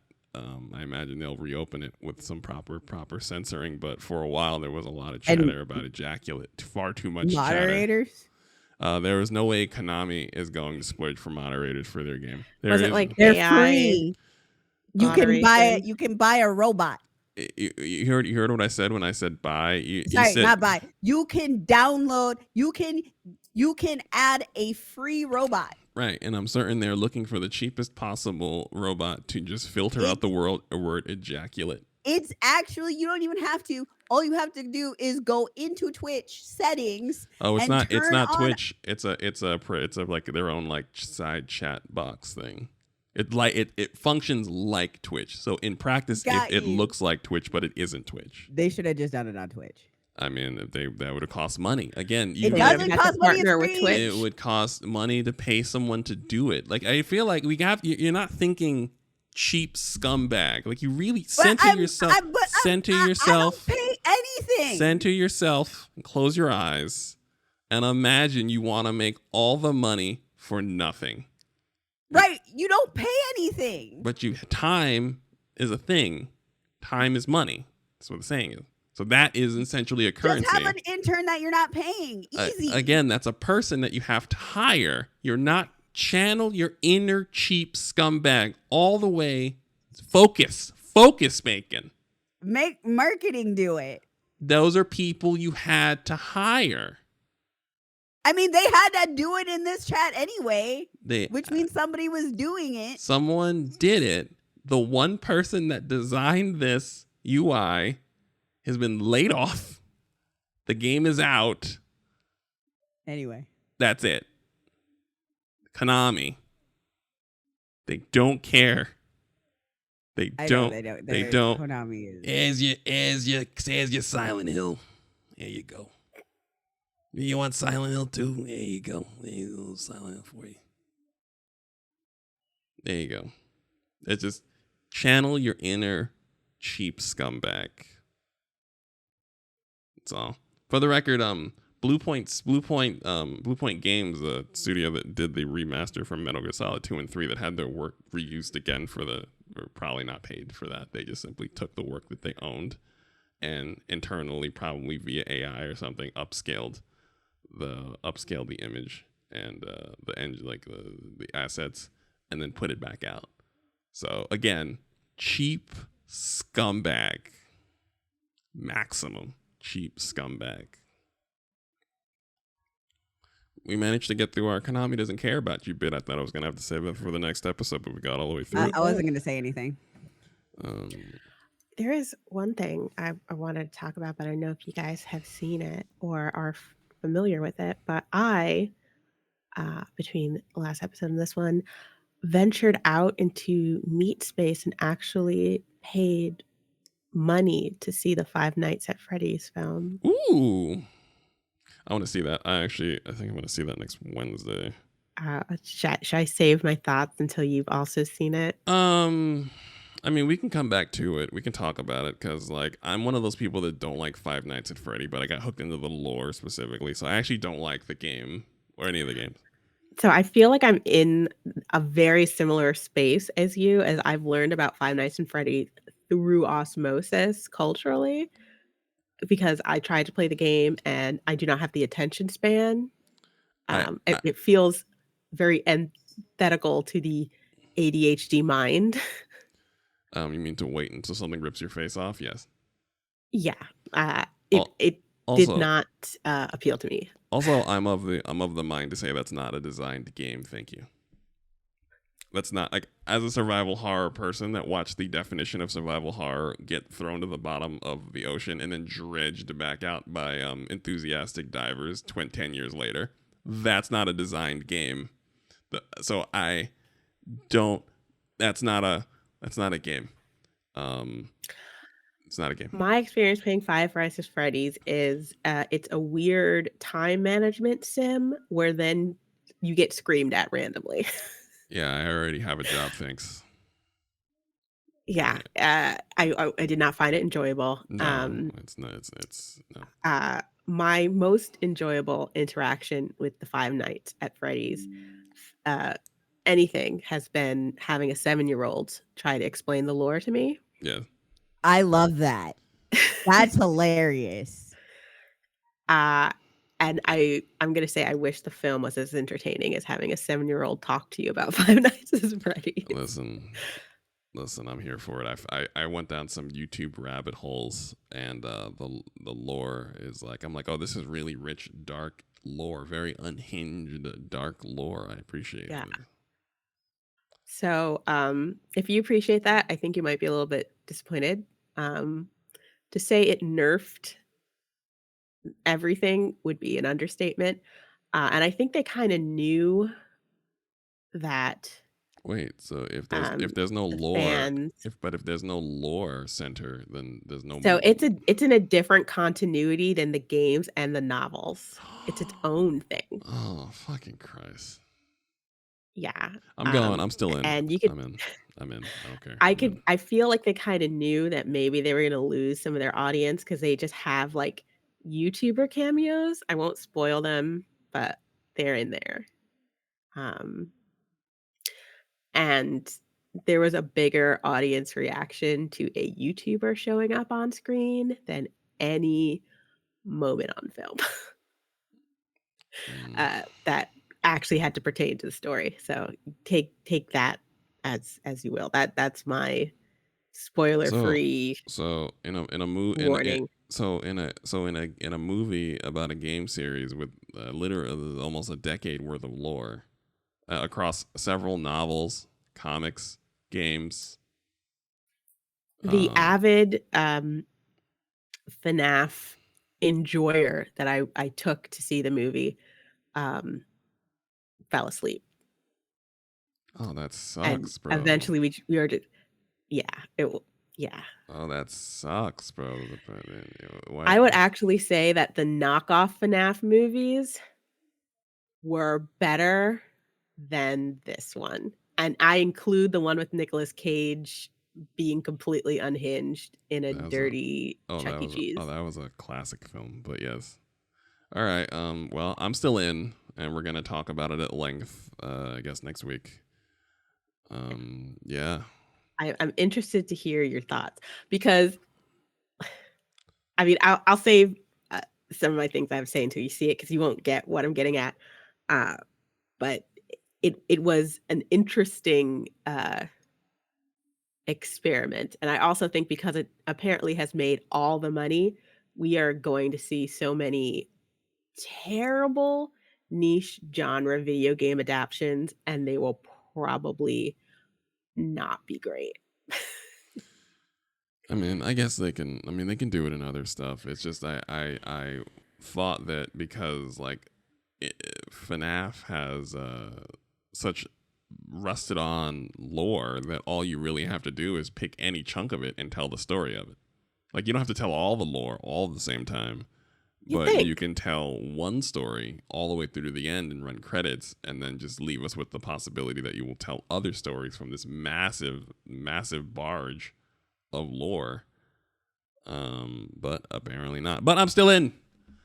So Like I'm interested to see what you think, because for me, I only played the first one and once, and then everything else has been because I wake up in the middle of the night and there's a FNAF lore video on YouTube that has auto played, or because a 7-year-old was telling me about how much she wants to marry Golden Rockstar Freddy.